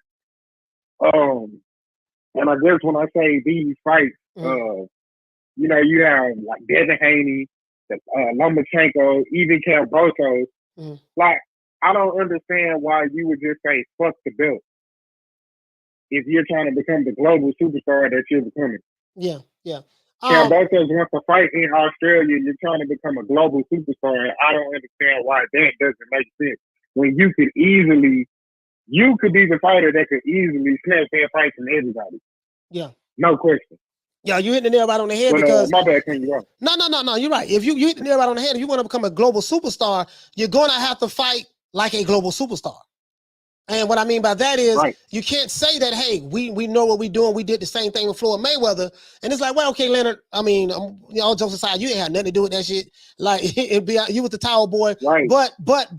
But you can't say that in one breath and ignore the fact that, okay, in order for you to become a global superstar, Tank is going to need he's going to need a signature fight. He's going to need a career-defining fight. He's going to need a legacy-defining fight. And if you are of the opinion, Leonard Ellerbe, that we're going to continue to have in-house fights, have Tank fight on our on our roster when you don't have any stars, superstars, nothing crossover on your like how are you going to do that without doing what Floyd Mayweather did? I don't get it. I don't understand it. I just don't get it. Right. You know. And the career-defining fights and the legacy fights that you're speaking on, by the time Floyd Mayweather was 27 years old, he had multiple. Yeah, he did. So, He did. like you said, I mean, I thought, you know, again, I was only, they fought in like 2001, I was maybe like 8 or 9. Mhm. But I definitely thought Diego Corrales was going to be a problem for him. Yeah. We saw how that went. That was a brutality. Yeah. Corrales was favored. Well. Yeah, he was favored. Corrales was a motherfucker, man. Like, but Floyd, listen. Man, he was a killer. Man, Pretty Boy, listen, man. Pretty Boy Floyd was an assassin. He was an assassin. And I say this all the time. I say you cannot say, hold on, I got your rebuttal. Shout out to my brother Lewis over there, Rebuttal Entertainment. You cannot say that you're going to become a star and you're going to do this and do that and don't understand what it takes to become a star. You're going to have legacy defining fights. You're going to have to fight and beat the top people in your division. You're going to have to do that. That's how every fighter becomes a star. Every fighter becomes a star, whether it's Sugar Ray, Hagler dominated the middleweight division, Sugar Ray Robinson, the original Sugar Ray, Ali, Lennox Lewis, Tyson, and Tyson lost his step-up fights, the big guys, but you know, Simon Brown or let's see, the Hawk, Julian Jackson, Julio Cesar Chavez, Azuma Nelson, the great Salvador Sanchez. Like, bro, like you can't. The way you become James Toney, the way you become a star, you have to fight the star-like quality fighters, and that's it. That's all I'm saying. So, you know, I don't understand Leonard Ellerbe's strategy. I don't get it. Duran. I don't either. Yeah, Duran. But listen, I don't either. Hey, Roach, shout out to you, my brother, man. Let me give my brother, man, a round of applause, Yes, man. sir. Thank you so much, sir. Thank you for coming. Shout out to my brother, Roach from Houston. That's all I'm saying, guys. Shout out to Richard Murillo for dropping that $3 bam super chat on your boy. Hey, Leroy. Super chat received. Playtime's over, boy. Okay, he dropped the super chat. Thank you so much, brother. Let's see. Shout out to Rebuttal Entertainment said that he wants to debunk this lie that Tank Davis is. I mean, not Tank Davis. What the brother name? I forgot this. I have forgot this one too. What the brother name? Devin Haney is getting $3.5 million to fight. He said he wanted to debunk that lie. I don't know what he's getting paid, brother. I don't, but he said he wanted to debunk that lie. Shout out to Sweet Science of Brawling for dropping that $3 bam super sticker on your boy. Hey, Leroy. Super chat received. Playtime's over, boy.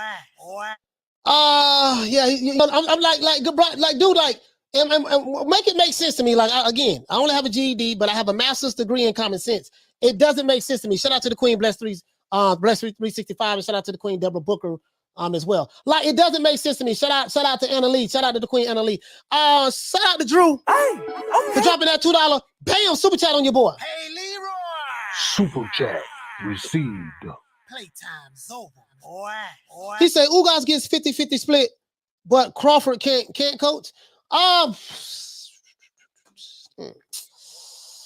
Hey man, it is what it is, and but they're gonna double standard their way out of that one. But I got something I want to show you guys. Let's see. Shout out to Drew for dropping that $2 bam super chat on your boy. Hey, Leroy. Super chat received. Playtime's over, boy. He said Tank don't have an Ike Cortez or Oberkar fight yet. No, he doesn't. And the thing is, it's like, you know, you gotta, you know, when you, my thing is, I'm sticking to the subject matter. If you're saying that you want to make your fighter Tank a global superstar, you're going to have to fight global superstar type competition. Is all I'm saying. You got to do better than Isak Cruz. You got to do better than Roland Romero. You got to do better than what the brother name, Mario Barrios. You got to do better than that. And you can't get upset with the fans if they don't buy the pay-per-views, because the fans are telling you guys, hey, these are the fights we want to see. We are the market. When you go pay-per-view, we are the ones who you are depending on to pay for this stuff. And we don't pay for it. We're telling you that, hey, we don't like the product that you put out. And for you to still be stubborn and say, oh man, well, the boxing fans, they don't really know much. We got to get to the casuals. Well, how do you get to the casuals? You have to do something that's so, you gotta sell the casuals that this is the place that you want to be to see this fight, to get behind this fighter. And the casuals are going to see, wait a minute, okay, well, if you want us to get behind this fighter, who is that guy? The casuals go off of who it is they're fighting. That's how you get the casuals. You can't fight Hobo Sam or Shawty Big Nuts and say, yeah, man, we're going to get the casuals on board. They pay $80 for this pay-per-view. The casuals not going to come on that, because if they don't hear a buzz about it from the diehard boxing fans, if there's no buzz, electricity, or electricity in the air about this match that you put together, guess what? They ain't going to buy that shit. You ain't going to get no casuals. But this bum is taking the easy matches, fighting other bums. You see what I'm saying? You're not going to get no casuals, Leonard. I don't know what you're talking about. He said, regardless, that's obviously a risk they're not willing to take. Exactly. That's not a risk that they're not willing to take. And because that's not a risk that they're not willing to take, that Tank will never be a global superstar. That's all I'm saying. Hell, even if you look at Canelo, even if you don't like Canelo, you got to look at the names and the things that he's doing to the guys he's fought. And this is the thing, right? Who is your core audience? Who is your core base? Shout out to Gator. Shout out to Gator. Hey, okay. What you say, fam? He say, Coach would love to support the channel, but I want to use Venmo. I got you, bro. I'm gonna create Venmo, my brother. You supporting it by watching. Thank you so much, fam. You get what I'm saying though? Like, who is? If I was to do a survey, who is like? Okay, we do a survey. Who is Canelo Alvarez's core fan base? Who is Tank Davis's core fan base? We're gonna go down racial lines. Who is his core fan base? Now, I asked that question for a reason. Apparently, the PBC is willing, according to Mike Coppinger from the tweet, and according to the YouTube channels who pushing this stuff, put this the pro PBC channels. According to Mike Coppinger, the PBC is offered Canelo Alvarez $100 million. $100 million that they do not have.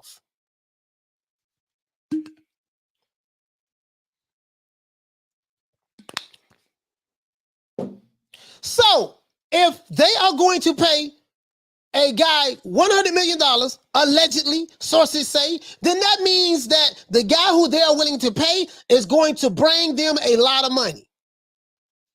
That means that guy, the Mexican fighter who you pro PBC ass kissing channels don't like, is the guy that's bringing the money to the pro PBC channel worshiping guys. He's the one that's bringing that money to your promotion, the company that you love and worship so much. So how can you hate the cash cow? How can you hate Canelo and he's bringing your pro PBC ass company the money that they're looking for? Al Haymon don't look at Canelo the way y'all look at Canelo. Al Haymon look at Canelo like, man, shit, damn this shit, man. This dude here, man, bringing us a whole lot of money. We got to get him over here, man. Because we ain't got nobody on our roster that can do a third of what Canelo was doing. Man, let's see what we can do to get him over here. Right? Make it make sense. Make it make sense. Make it make sense. That's all I'm saying, my brother. That's all I'm saying. Make it make sense. Make it make sense to me. I'm just trying to, I'm just trying to figure it out. Now, let's go over here, guys. I got to show you something. According to TotalSportal.com. According to who, guys? Is this according to Coach Malachi Williams? No. Is this according to any one of my record label staff or crew? No. As a matter of fact, hold on. We got another cash out. Shout out to Richard Murillo for dropping that quarter of a bam dub on your boy. Hey, Leroy! Super chat received. Playtime's over, boy. We blowing up narratives today. We sending Scud missiles to the narratives.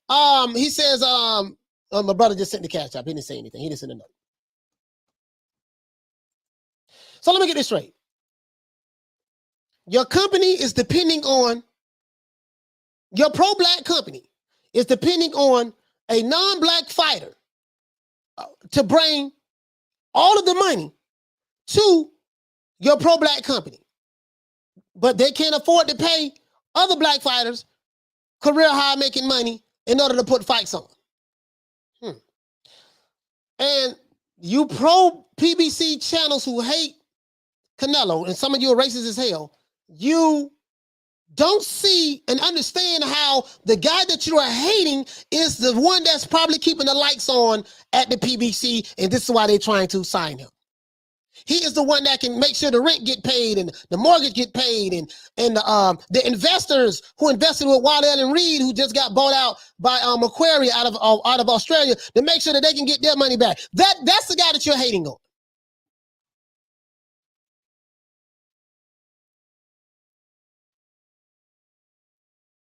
Make it make sense. So my question is, who is the core fan base of Tank Davis? Who is his core fan base? I'm asking the question. Who is Tank Davis's core fan base? What do I mean by that? Who are the people who are mostly at his fights, who bought his pay-per-views in the past? Who are they? Who are they? You're going to have to. Phone lines is open, 530-494-9636. See, we got a troll back here again. He won't call. I'm pretty sure he won't call. Pretty sure he won't call. But I say all that to say this. Who is his core fan base? And who is he? And how can you grow that core fan base? Because in order to become a global superstar, you're going to have to grow your fan base. I'm finna drop this in a minute. Got a caller calling in. Maybe it's one of my detractors. Caller, what's your name? Where you calling from? Hold on. Caller, repeat your name. What's your name? Where you calling from? Kenny from New York. How you doing, Coach? Kenny from New York. Kenny, what the link read, fam? What you want to talk about, my brother? Leonard Ellerbe, right? He's a promoter, right? Yeah, yes, sir. He's a promoter. This guy, man, every time I watch him, man, this guy's boring. He always sounds like he's reading a script. You know, and there's people doing the interviews, they never ask him the hard questions like, you're talking about, you know, you have all these stars lined up for Tank. And don't get me wrong, Tank got skills, man. That boy can fight. He can't fight. But he's like 27 years old, I think, and he needs to be tested, man. Yeah, but he needs to get tested.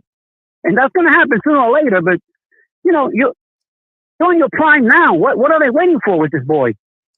You know? But you know what? You know what, brother?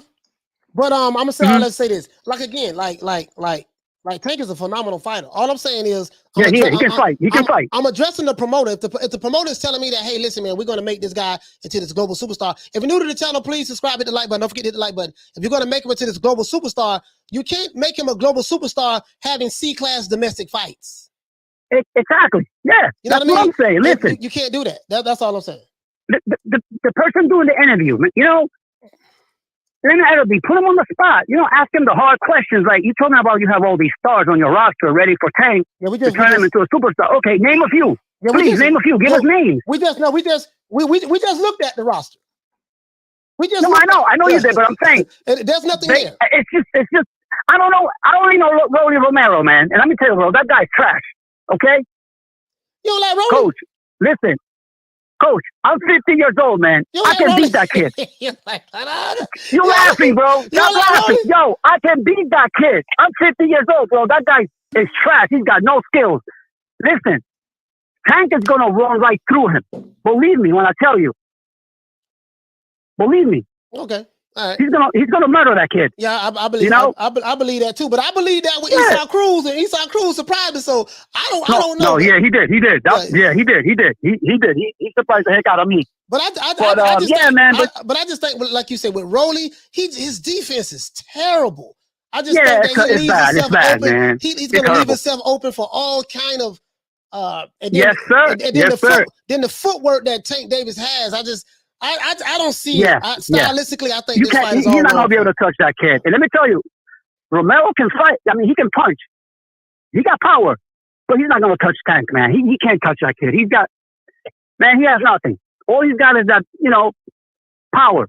But he's not going to be able to land nothing. Because, again, that kid from Baltimore, he can fight, man.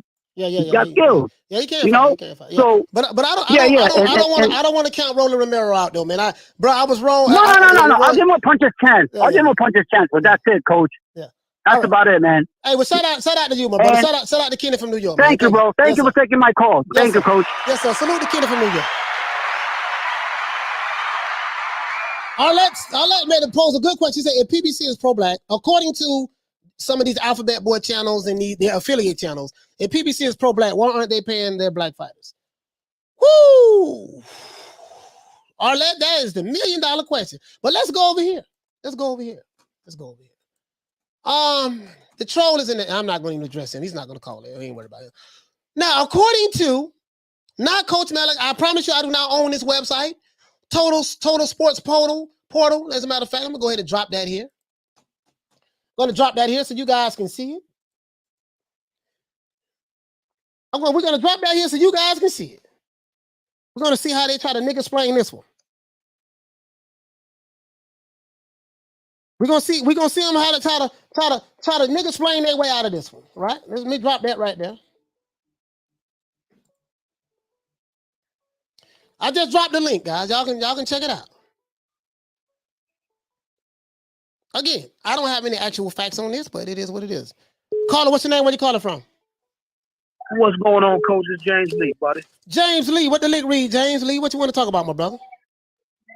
Hey, man, the thing is, and the problem, the actual problem is, it's the YouTubers, bro. The PBC never claimed themselves to be pro-black, bro. PBC started on the basis of trying to get the fighters their just due, because for so long the other promoters, like which were the Jew promoters and the Don King type guys, they were basically robbing the fighters of their just due profit. Yes, sir. Right? They were, and us as fans, we get caught up as being human beings, right, in our emotions, right, bro. The thing is, what they set out to do is kind of hurting because of the fan base. You feel what I'm saying? The fan base is being drawn to racism, right? And it's not. It shouldn't be racism. It should be fighters and gentlemen. You feel what I'm saying? These guys go out each and every time that they step in the ring. It's a half and half chance that they possibly could not step out of it. Right. So therefore, these guys shouldn't be given pennies to go in there and risk their lives. Right. And that's what the PBC was founded on. And right. the YouTubers have made it into a black and white thing. Made it to something else. What I'm saying? You hit the nail right on the head. And this is all I've been saying. You made it something that it's not. You're trying to relitigate the 60s and the 50s and what went on back then and stuff like that. This is not that era. You're trying to make it. See these guys. I'm finna tell you something right now. Those who push those narratives. I can't speak for the Mexican YouTube channels. I can't speak for the white YouTube channels. I can speak specifically for that which I am involved in right now. These guys come from hold on, hear me out. These guys come from the so-called conscious community. Some of these guys used to be Hebrew Israelites. Some of them are probably that. If you know anything about the Hebrew Israelites, and I'm very familiar with those guys. I've had debates with them myself. They come from the Hebrew Israelite community. They come from the NOI. They come from like different schools of thought as it relates to Marxism, as it relates to black nationalism, as it relates to racism, as it relates to any other isms. They're part of all of the isms, and that's what's going on in boxing. And this is why I started my channel. And I'm just pointing it out. And I know I'm spot on because I know the attacks that I get and the threats that I get. So that's how I know I'm over the target. But you hit the nail right on the head, my brother. You hit the nail right on the head. Right, exactly. Because Fred gonna make it out to be Fred gonna make it out to be pro-black because he ran into a bump in the road when dealing with PBC. So therefore, now he seems like he strictly made his channel out to be the hate against the PBC, or to try to change everybody from going to view anything that the PBC has to view. Like he didn't take that stance on Terrence Crawford and Bomac when Bomac told him he was gonna smack his brains out. Bomac told him that? I didn't know that. Now, yeah, man, Bomac told that man get the F out of his face. He's gonna knock his head off. Yeah, I didn't see that. I didn't know that. And he ain't play with them no more. He ain't play with Bomac no more. Yeah, man, it's just we want to the real fans, man. We want to hear. I hate to see two brothers. About boxing. I hate to see two brothers, talking about putting hands on exactly. But we want to hear about boxing, and it's okay for everybody to want to see certain fighters fight certain fighters. Yes, but sir. we're never going to get around the politics that's in this boxing game. That's true. And the politics. That's true. And until we get some more new school guys that are promoters, then we're not gonna never see that, bro. Yes, sir. We not, and it's like we running out here into a brick wall. If we continue to run out here into brick walls, we ain't gonna do nothing but bust out here. Ain't nothing gonna change. The brick wall still gonna be there. Right. It is what it is. So but James, listen, James, thank you for calling in, my brother. Okay, thank you. Yes, sir, brother. Yes, sir. Salute to my brother James. Now, again, guys, I don't know how true this is, but let's continue. Sources say, according to this website, Errol Spence versus Yordenis Ugas purses below. How much both boxers get? Earnings, I guess they're trying to say, from pay-per-view sales and winning bonus payout. Let's go. Errol Spence versus Yordenis Ugas purse payout. Errol Spence Jr. only had one fight in the last 2.5 years. After missing 30 months ringside, Errol Spence Jr. announced his fight against Yordenis Ugas, who is currently on the roll of his career. Okay, he's currently on the roll of his career. Errol Spence Jr. and Yordenis Ugas will be the WBC and IBF welterweight title fight. 3 belts on the line, as we know. The winner of the match will get a title shot. I don't know what they mean by that. The winner of the match will get a title shot. I don't know what they mean by that. Both of them already have titles, so I don't understand that. Both fighters are supposed to take a big chunk of money, including guaranteed salaries. Errol Spence versus Yordenis Ugas purse payouts details have been confirmed. Confirmed by whom? I have no idea. I said I got to keep the same energy. I got to keep that same energy as I keep with Mike Carpenter and everyone else who say sources say. The brother says it's been confirmed. Confirmed by who? I don't know. Who has this been confirmed by? But let's assume, like these other channels do, when they say, well, Canelo turned down $100 million and they assumed it was true. Let's assume this is true then. We're gonna take a chapter out of their page and assume this is true. Assuming this is true,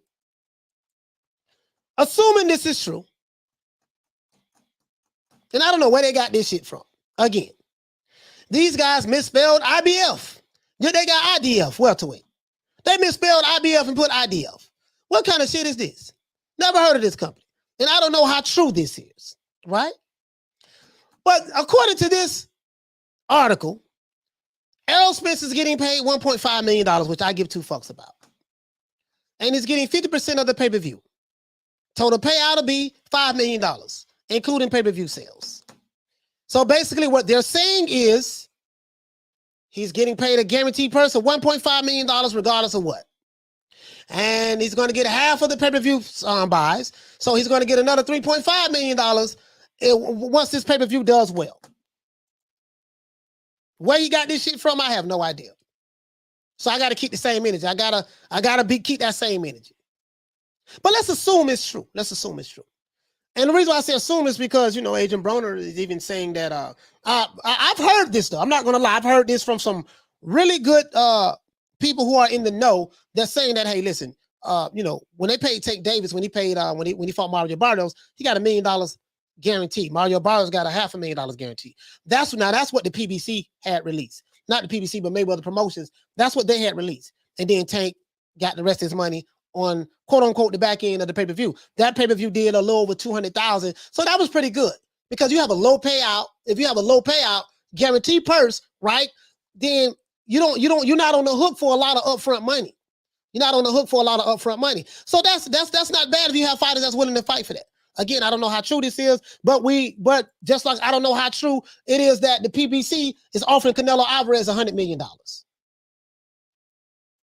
Far as I'm concerned, this source is just as reliable as Mike Coppinger. So let's continue. So it's saying that Errol Spence is getting a guaranteed purse of $1.5 million and he's going to get the rest of his money, quote unquote, on the back end on the strength of the pay-per-views. And it's saying right here that your Dennis Ugas is getting a guaranteed purse of $1 million with a 50% pay-per-view split. And he's getting a total payout of $5 million as well. That's what they say. So he's going to get $4 million on the back end. I'm anxious. So I'm anxious to see. What is the break-even point if this is the case. I'm anxious to see what is the break-even point. How many pay-per-views do you need to sell in order to become successful, in order to recoup your money? I'm anxious to see that. This source is just as reliable as Mike Coppinger when he said that Canelo turned it down $100 million from the PBC. So just take that into consideration, guys. Just take that into consideration. Let's see. He said, Coach, there's a difference between idiots on YouTube with their camera and a journalist who works for reputable media outlets that are held to certain standards. They have relationships with organizations. I get what you're saying, but the problem is the corporate media, they put out a lot of fake news and fake information all the time. You see what I'm saying? Not going to lie to you. Sources say it comes from the corporate media. So, sometimes these journalists, instead of vetting, making sure that the information before they put it out is true, what they do, they want to be first. I want to be the first one to put the story out. And then you have someone like Canelo comes out and refute everything that you said and say, hey, man, listen, the report that Mike Coppinger put out there about me turning down $100 million is a lie. So it's even worse when you work for a reputable company and then the subject matter of the one, the subject of the one who you're talking about in your article is refuting what you're saying that it's a lie. Now, he did say he was negotiating, but he didn't talk about the details. How you found out the details and you're saying sources. Like, well, who are these goddamn sources? But I get what you're saying, though, Deuce Trey. It is a difference. It is a difference. Arlette says Rick Glazer and Mike Coppinger are both fraudulent. But you get what I'm saying, though. From what I'm learning, from what I've learned, that's how they pay over there. We're going to give you a low payout up front. Listen, I know Keith Thurman ain't getting no $10 million to fight no Mario Barrios. Remember the $10 million that allegedly he said that he wanted to get paid in order to fight Terrence Crawford when Crawford was with Top Rank? I'm pretty sure he didn't get $10 million fighting Mario Barrios. She said, but Coach, you trust Glazer? Both lies in my opinion. No, Arlette, I never said I trusted him. At all. I never said I trusted him. What I said was, what I use, Arlette, is I listen to what people say. And I say, okay, Rick Glazer is saying that he put, and that's why I had him come on the show. And I asked him, I said, well, okay, you say that this pay-per-view did what? Where did you get these numbers from? He told me who his source was. He told me his source was an attorney out of Los Angeles that works in the cable news network business. Remember, I brought him on here and I pressed him on that. Where'd you get this from? And then I noticed that, see, this is what my common sense tell me, Arlette. And I noticed that, wait a minute, I noticed these companies, they have not released their pay-per-view numbers, but in the past, they have released their pay-per-view numbers in the past. So why in the past you release pay-per-view numbers, but then this time, the last 3, you haven't released them? So that told me. So I look at what Rick's saying and I look at what the other company's not doing. And I say, maybe there's some validity to this because these companies who are known for releasing their pay-per-view numbers, bragging about what the success of these pay-per-views were, now they're being dead radio silent. So that's what I use it for. Carl had to say, IDF, I don't fight. The new PBC belt. Shout out to Carl Hansen for dropping that $7.99. Bam, super chat on your boy. Hey, Leroy. Super chat received. Playtime's over, boy. But I get what you're saying. I get what you're saying, Arlette. I get what you're saying. You're right about that. I get what you're saying. I get exactly what you're saying. I'm with you. Trust me. I'm not, I I know I'm not the sharpest butter knife in the kitchen drawer, but I get exactly what you're saying, sis. Shout out to what he said. He said, now that's thinking outside the square. Shout out to Carl Hansen. Shout out to Alex Corona. For dropping that quarter of a bam dub on your boy. Hey, Leroy. Super chat. If you're new to the channel, please hit the like button. If you're old to the channel, hit the like button as well. Yeah, man, it's super stick. I appreciate that, fam. I appreciate that, fam. He say spitting in the wind. Yeah, spitting in the wind. Because they ain't saying shit. They're not saying shit. Smitty, he says Rick Glazier is Aaron's boy. Yeah. I figured that out. I kind of figured that out. Rick Glazier, you know, he's a cool guy, but he's, in my opinion, he is pro Bob Arum, pro ESPN, he's pro all of that, in my opinion.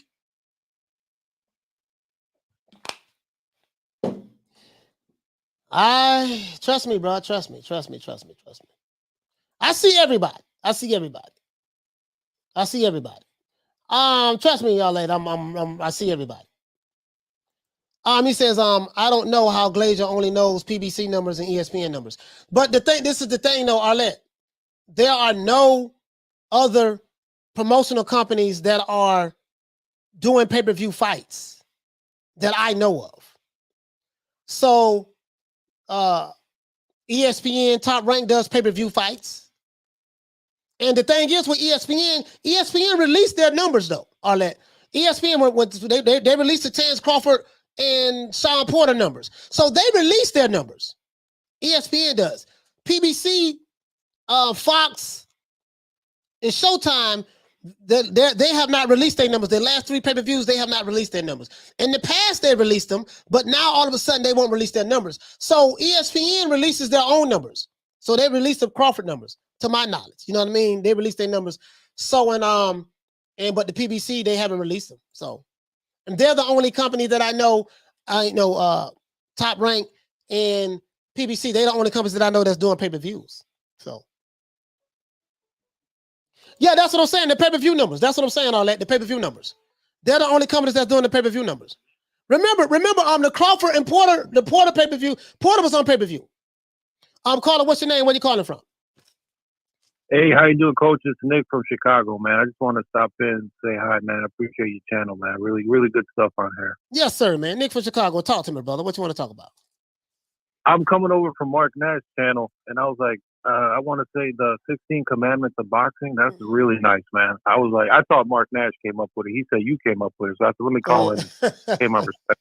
Really great thing, man. Really great thing. I love it. Well, really, we did. It wasn't just me. It was me and the subscribers. What we did was we had a fight party, and we just went to, I said we need to come up with our own commandments. So I came up with like the first 3 or 4 or 5 or something like that, and then other people were saying, okay, we need to make this a commandment. I said, yeah, that's a good idea. So it was a group effort. I love it, man. It's great, man, because then you just basically vetting people before they call in. Like, yo, man, don't fanboy. Yeah. Don't be a fan. Yeah, But I just mentioned something about the Canelo thing, man, because I'm not saying he's ducking people. I'm not saying this. I'm not saying that. All I'm saying is, if you're gonna leave, if it's true that he's leaving 15 million on the table and he's taking 85 to fight Bivol and Triple G, then we say that he does not want to fight Charlo and Benavidez? Can we say that? The reason why I can't say that is because I don't know what's in the details of the contracts. You see what I'm saying? When you're dealing with that kind of offer of money, it's not as simple as, hey, we're offering you $100 million, sign right here. You know what I mean? Like, see, we look at it as, oh, he turned it down, so that means he's scared. No, we don't know what the details were in the contract. It could mean, yeah, man, if you sign with us, we own you for the next, if you win this fight, you got to give him a rematch. Like, we don't know. And these are unsubstantiated, unconfirmed sources. You see what I'm saying? So we don't know, but it's not as simple as that. And of course, that fan, if you don't like Canelo, it's as simple as he turned down $100 million. He's scared of Charlo, right? It's as simple as that. But for me, it's not. But I'm gonna tell you something though. I'm gonna tell you something about that. And I talked about this the other day, my brother. If you want to get me to believe that Canelo Alvarez is afraid of Jamal Charlo, a guy who has had 0 title, and he has had 0 unification bouts since he's been in the middleweight division. He's been in the middleweight division for 5 years, and he has fought bum after bum after bum. He has fought no champions in that division.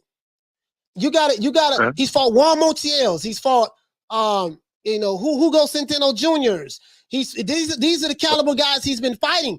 So you're going to have to show me how is Canelo, a guy who's been fighting undefeated champion after undefeated champion in one division. And I'm not capping for him. But you're going to have to show me how is he afraid of this guy in the middleweight division. And this guy that's in the middleweight division, he hasn't fought Andrade. He didn't fight Daniel Jacobs. He didn't fight Triple G. He has had 0 unification bouts. He has fought 0 champions in 5 years. And you want me to believe that Canelo is afraid of this guy. Like, I'm just trying to say that. And you might be right. Maybe Canelo is at home right now in Mexico under his bed, shaking in his boots at the thought of Jamal Charlo. Maybe you're right. It could be. It could be. But how? But Jamal Charlo hasn't. Who has he fought? Like in the middleweight division. Go ahead. Let me ask, because I like to respond. Yes, but let me ask you this: do you feel that if it's about the money and not about who he's fighting, is 15 million even going to change his life? I mean, he's leaving 15 million on the table, 85 and 100. Is that really going to matter to him if he leaves that on the table? I mean, he's got the money. So if he's talking about how he's about legacy and leaving a legacy and being the best Mexican boxer in the history, why not take something a little more challenging? And maybe he just doesn't care. Maybe he's just like, I don't care what the fans think. I'm going to do what I want to do. Okay, so you know what I mean? Let me ask you a question. What is more challenging? How is Jamal Charlo more? We playing hypotheticals. That's what we're doing. We're playing hypotheticals now. Let's say hypothetically speaking, Canelo has an opportunity to fight Jamal Charlo and David Benavidez in offer A. And then offer B, now Canelo debunked this. He said that this is not true on Twitter, but we just gonna roll with it just for the sake of rolling with it. In offer B, he has an opportunity to fight Triple G in the second fight again, and Dimitri Bivol, an undefeated light heavyweight fighter in another division. So you're saying it is of your opinion that because, well, he's getting paid $100 million to fight these guys. Now, no one knows if that's true or not. But I'm going to run with it. So we're going to run with it. So you're saying that if he turned that down and went with an undefeated fighter in Bivol and then fought Triple G again, you're saying that, hey, that means he turned down the fight with Jamal Charlo because he's afraid. Now, what makes Jamal Charlo such a risk? Like, what have you seen out of Jamal Charlo that make you say, well, goddamn, that will make Canelo say, goddamn, man, he fought Hugo Centeno Jr. He fought Juan Montiel, a guy who he went 12 rounds with. Understood. Is there something like I want to be on your side? I want to be on the hate Canelo. I'm not saying you, but I want to be on the hate Canelo train. I want to jump on this train real bad. But people say, hey man, he's running from Jamal Charlo. Okay, well, Jamal Charlo, he ran from Daniel Jacobs. He didn't fight Demetrius Andrade. You want me to believe that a fighter of Canelo Alvarez's caliber, same age as Jamal Charlo, if he turned down $100 million to fight him, that means he is afraid of this guy. What has this guy shown you? Just give me an example in the middleweight division that will make you say, damn, this is why Canelo don't want to fight him. This is why he would turn down this money. Please explain it to me. I'm trying to make it make sense. That's why I was going to address is that it seems to me that Canelo seems to pick certain type of style fighters where he knows for a fact that he can get through these guys. And I was watching Teddy Atlas a little bit the other day, and he made a good point. Okay. Is that he says the same thing. He knows Canelo picks certain style of fighter to fight.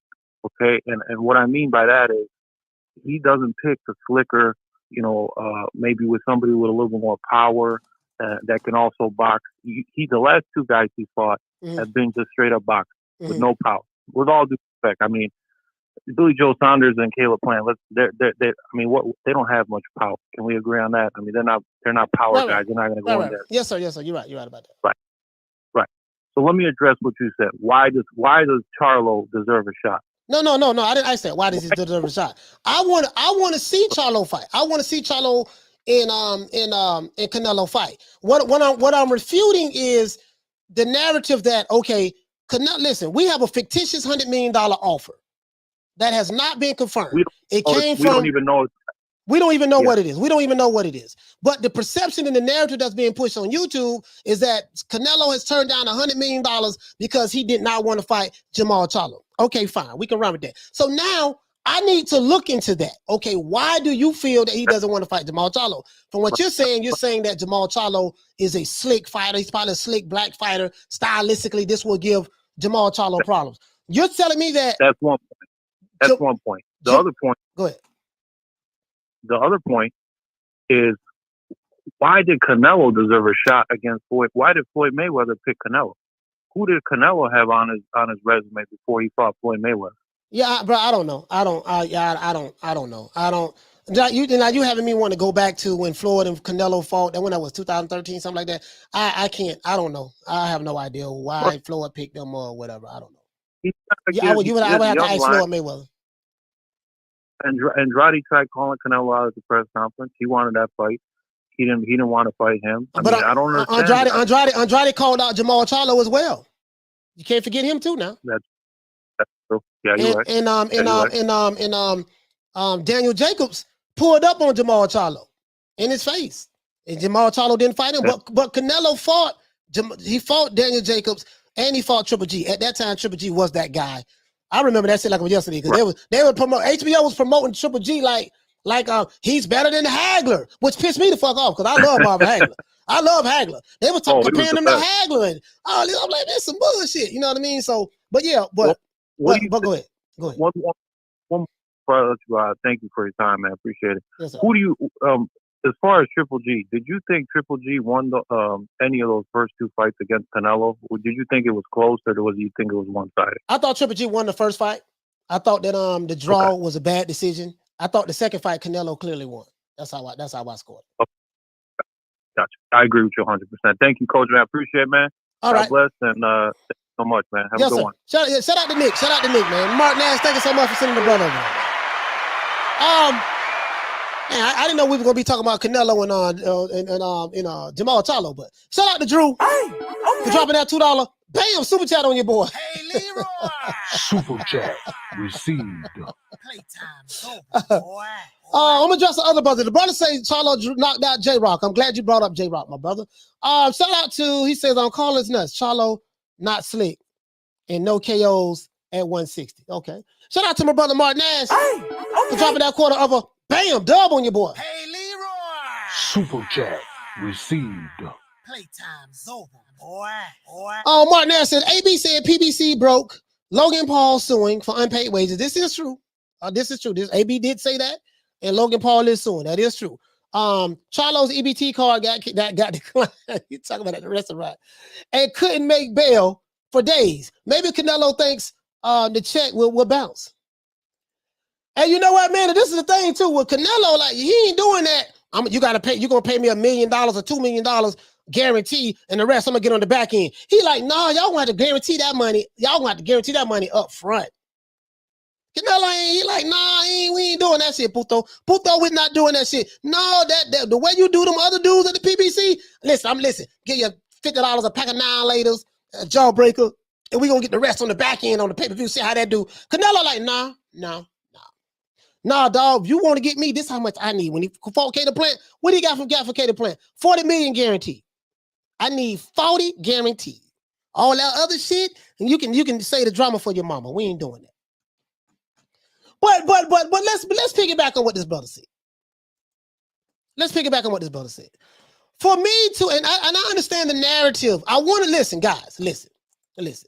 I want to jump on the F Canelo, I hate Canelo bandwagon with you guys. I want to jump on it with the Alphabet Boy community. I want to jump on it with the Boxing Egos and the Dante's Race Baiting Nation and the Aki TVs. And I want to jump on that I hate Canelo bandwagon and the Alphabet Boys with you guys. I want to jump on that bandwagon. The only problem is every time I try to jump on that I hate Canelo bandwagon and you tell me that he's ducking Jamal Charlo, it takes me right back. So let me get this straight. Jamal Charlo is a slick black fighter. Where was all this slickness when he fought Juan Montiel? He went life and death with Juan Montiel. Like, bro, he's supposed to be knocking these dudes out. Unanimous decision. So Canelo saw this fight. God damn, S.A. I don't know, Puto. This dude here, but look at the way he put the hands. Look at the way he put those hands on Juan Montiel, S.A. I don't know. Look how he did Juan Montiel. Look how he did Juan Montiel. I don't know. I'm about to turn down these $100 million because this is what I'm afraid of how he did Juan Montiel. Like, dude, every time I try to jump on your I hate Canelo bandwagon, it doesn't work. Now let's address this other brother. He said, well, Jamal Charlo knocked out J. Rock Williams. He knocked him out in the junior middleweight division. He won the IBF junior middleweight title in 2015, and he defended his title 3 times before moving up to middleweight. My question was, sir, what did he do in the middleweight division? What did he do in the middleweight division? That's all I'm asking, sir. That's all I'm saying. So you're saying he's this slick fighter, but he's going 12 rounds with Juan Montiel. He's going 12 rounds with Darianchenko. He stopped Dennis Hogan in the 7th round.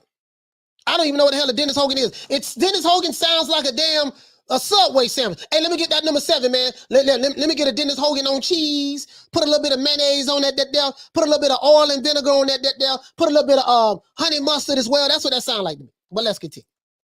And then he went 12 rounds with Brandon Adams. And then he went 12 rounds with Matt Korobov. And then he stopped Jorge Sebastian and Hugo Centeno Jr. So when you tell me this stuff, like I'm telling you, like, please make it make sense. That's all I'm saying, bro. It ain't adding up to me. And then you say, well, he's ducking this guy. He ain't fought this guy. Okay, well, the guy who you saying that he's ducking has not fought the other. He ain't even fought the black fighters in the middleweight division. So it hasn't had a unification bout in the middleweight division. So how is he ducking that guy to fight an undefeated champion at a higher division? That's all I'm saying, dog. Yeah, that's all I'm saying. Caller, what's your name? Where you calling from? Hey, what's going on with you, Coach? Pete Johnson, Charlotte. What's going on, man? What's your name, my brother? Hey, Pete Johnson. Okay. What's it, Pete Johnson?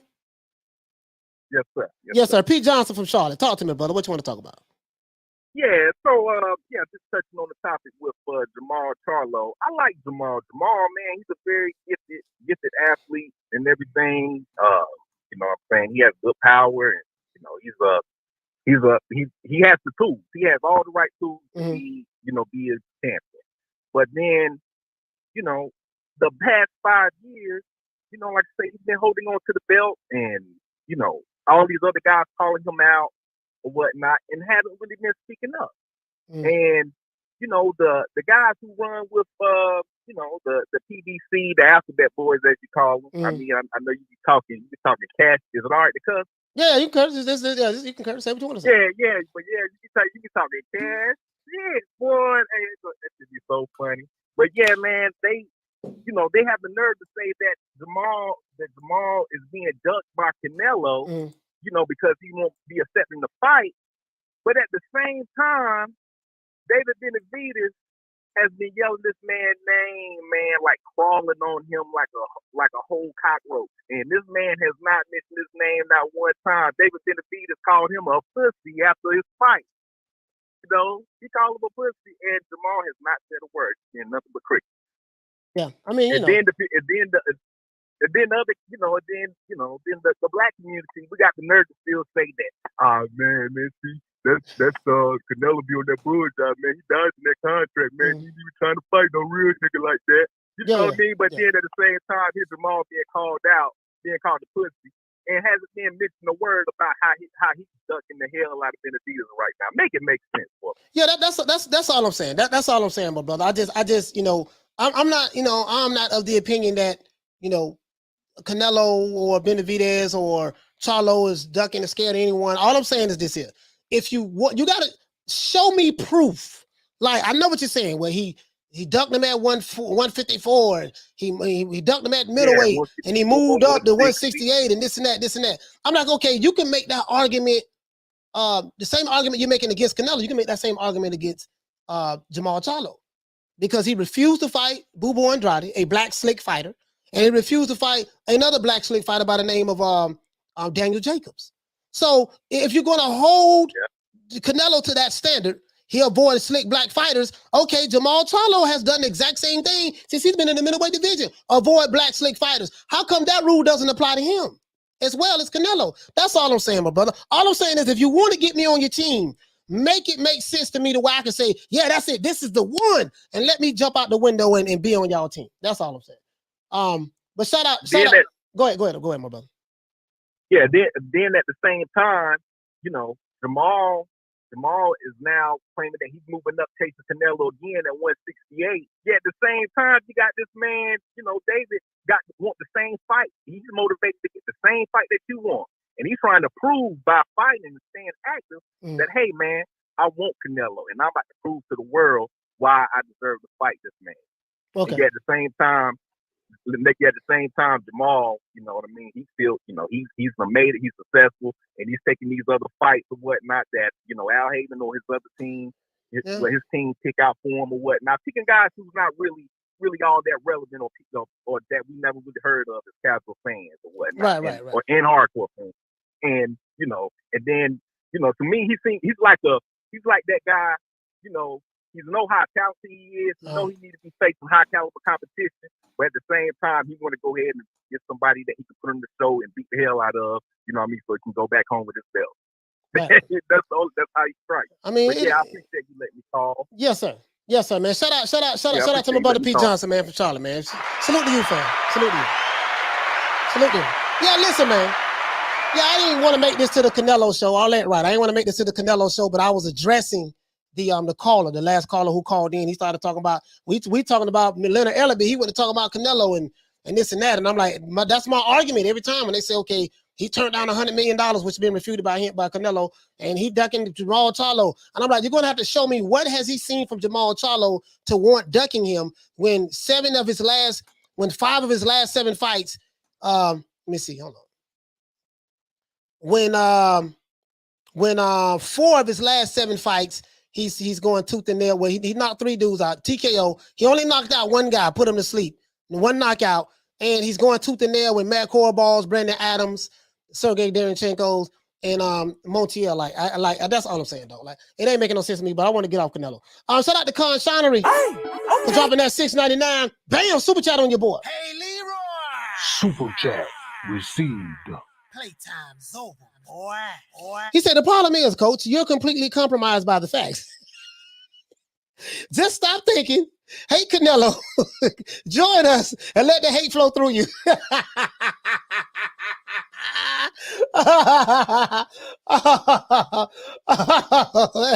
Bro, I'm just saying, bro. I'm just saying, fam. I'm just saying. So, I say all that to say this, and I want to break it down like this. In order for Leonard Ellerbe, in my opinion, Leonard Ellerbe is my favorite promoter of all time. I'm saying this sarcastically, I really don't believe it, but that's okay. But he's the brother man. I'm with you, my brother. Soul brother number 1.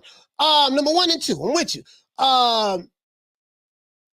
If you want to make Tank Davis a global superstar, you're going to have to stop making in-house domestic fights.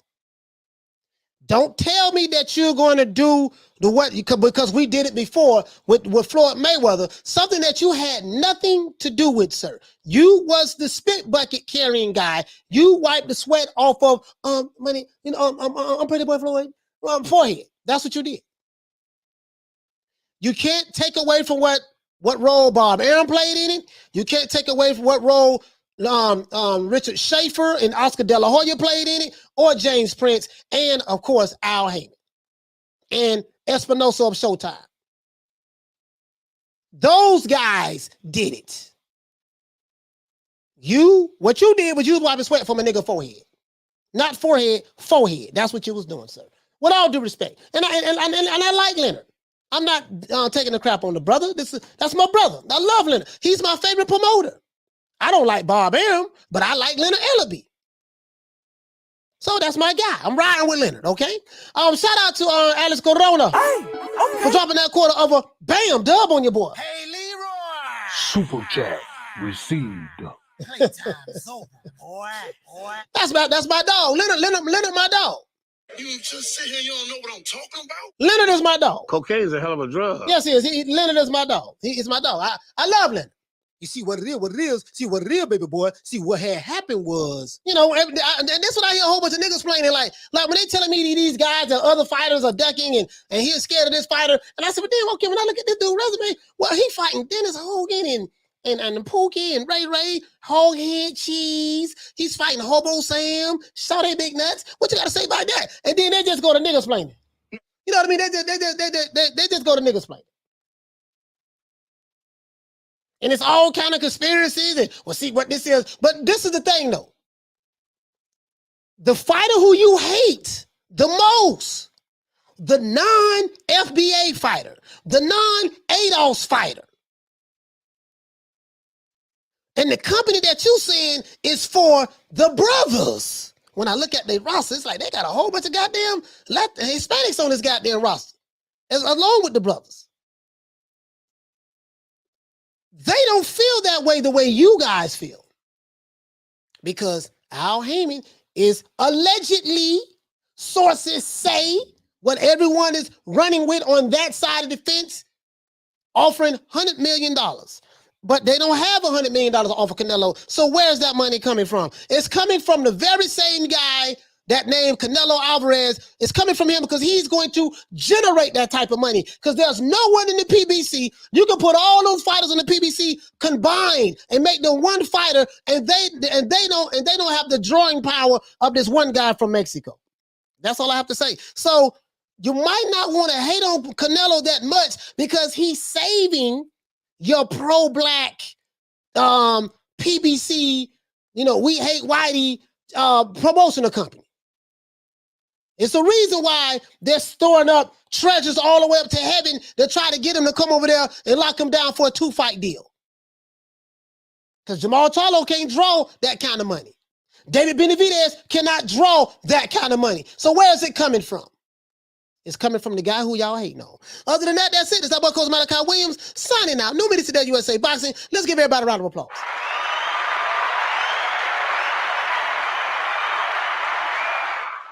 Shout out to Alex Corona for dropping that quarter of a bam dub on your boy. Hey, Leroy. Super chat received. Playtime's over, boy. Alex said, Coach, you're right. They want to see Canelo fight Ultraman, King Kong, and Godzilla. Boy, I used to watch me some Ultraman in the 70s, boy. Hey, remember that? Ultraman. Hey, boy, we're having flashbacks, boy, when I was 5. Ultraman. But hey, boy, don't get me started, boy. You're gonna have me go back to the 70s, boy. You're gonna have me go back to the 70s. Let's go ahead and give everybody a shout out. Shout out to everyone who called in. Shout out to let's do this OJ Juman style. Here you go. You're begging me not to leave you, and I refuse to let you go. Shout out to Hawk from Maryland. Shout out to Roach from Houston. Shout out to Kenny from New York. Shout out to James Lee from Beemore. Shout out to Nick from Chicago, the Shy. Shout out to PJ Johnson from Charlotte, North Carolina. Shout out to my main man Cassidy. Shout out to Tony Boswell. Salute to Troy Graham. Shout out to Ava. Salute to Deborah Booker. Shout out to George H. Shout out to Alex Corona. Salute to Kathy W. Shout out to Dean West. Shout out to Jim 82. Salute to Dragon Leg. Shout out to Two Matador. Shout out to Leonard Ellerbe, man. The hardest working. So got that from Tom Joyner. The hardest working promoter in boxing today. Shout out to Miguel Charco. Shout out to the Queen Carmen Serene. Shout out to Juan Corrillo. Shout out to Arnold Moketsi. Shout out to Magic Key Boxing. Salute to my brother, man. Shout out to Jay Miller as well. Shout out to Will Sargentson. Shout out to Here to There. Shout out to True Gritter 402. Shout out to Malcolm Roach with the Lick Reed. Shout out to Hell Hero Elite. Shout out to Jay Rodriguez. Shout out to Folabon. Shout out to Philo 58. Shout out to Ralph Reacts. Shout out to Ron Boy Fresh. What's up, Slim?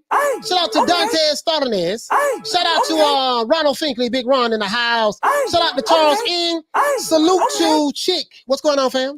Shout out to Hector Garcia. Shout out to Damian Bennett. Salute to Lonnie Laughlin. Shout out to the Queen Love Green Eyes P. Shout out to Charlo. Salute, fam. Shout out to Ahmed. Shout out to Jack Watatama. Shout out to Knockdown 305.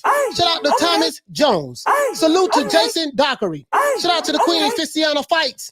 Shout out to the Queen Misfit. Shout out to my brother Retro Boss in the documentary. My brother Blue right here in the FLA with the boy. You know what I mean? Shout out to School of X-Man. Shout out to my brother Mark Nash from the ATL. Shout out to Rider of the Storm. Shout out to Carl Hansen. Shout out to Philly Fly. Salute to Adrian Big 30. Shout out to the Queen Bless 365. Shout out to A. Sneed. Salute to Paul Evans. Salute to Mr. Pads. Shout out to the Queen Arlette. Oh, Arlette. Well, Arlette is a handful, man. Shout out to the Queen Lisa Bells. Shout out to James Brown. Shout out to Smith & West. And salute to Punch Perfect Boxing. You know what I mean? Once again, guys, this is our boy Coach Malachi Williams signing out. New minute to that USA Boxing. And shout out to all of my detractors, the haters. I'll have the phone lines open. You guys will never call in. So, you know, it is what it is, man. Salute to you guys. I hope everybody wish everybody a good day. We're gonna have a good show tomorrow. You know how we do it, man. And let's hear my main man David Ruffin one more time. You're begging me not to leave you, and I refuse to let you go. Yeah, man, we got the best boxing community. It's a network. It's a couple of people got real good boxing communities, man.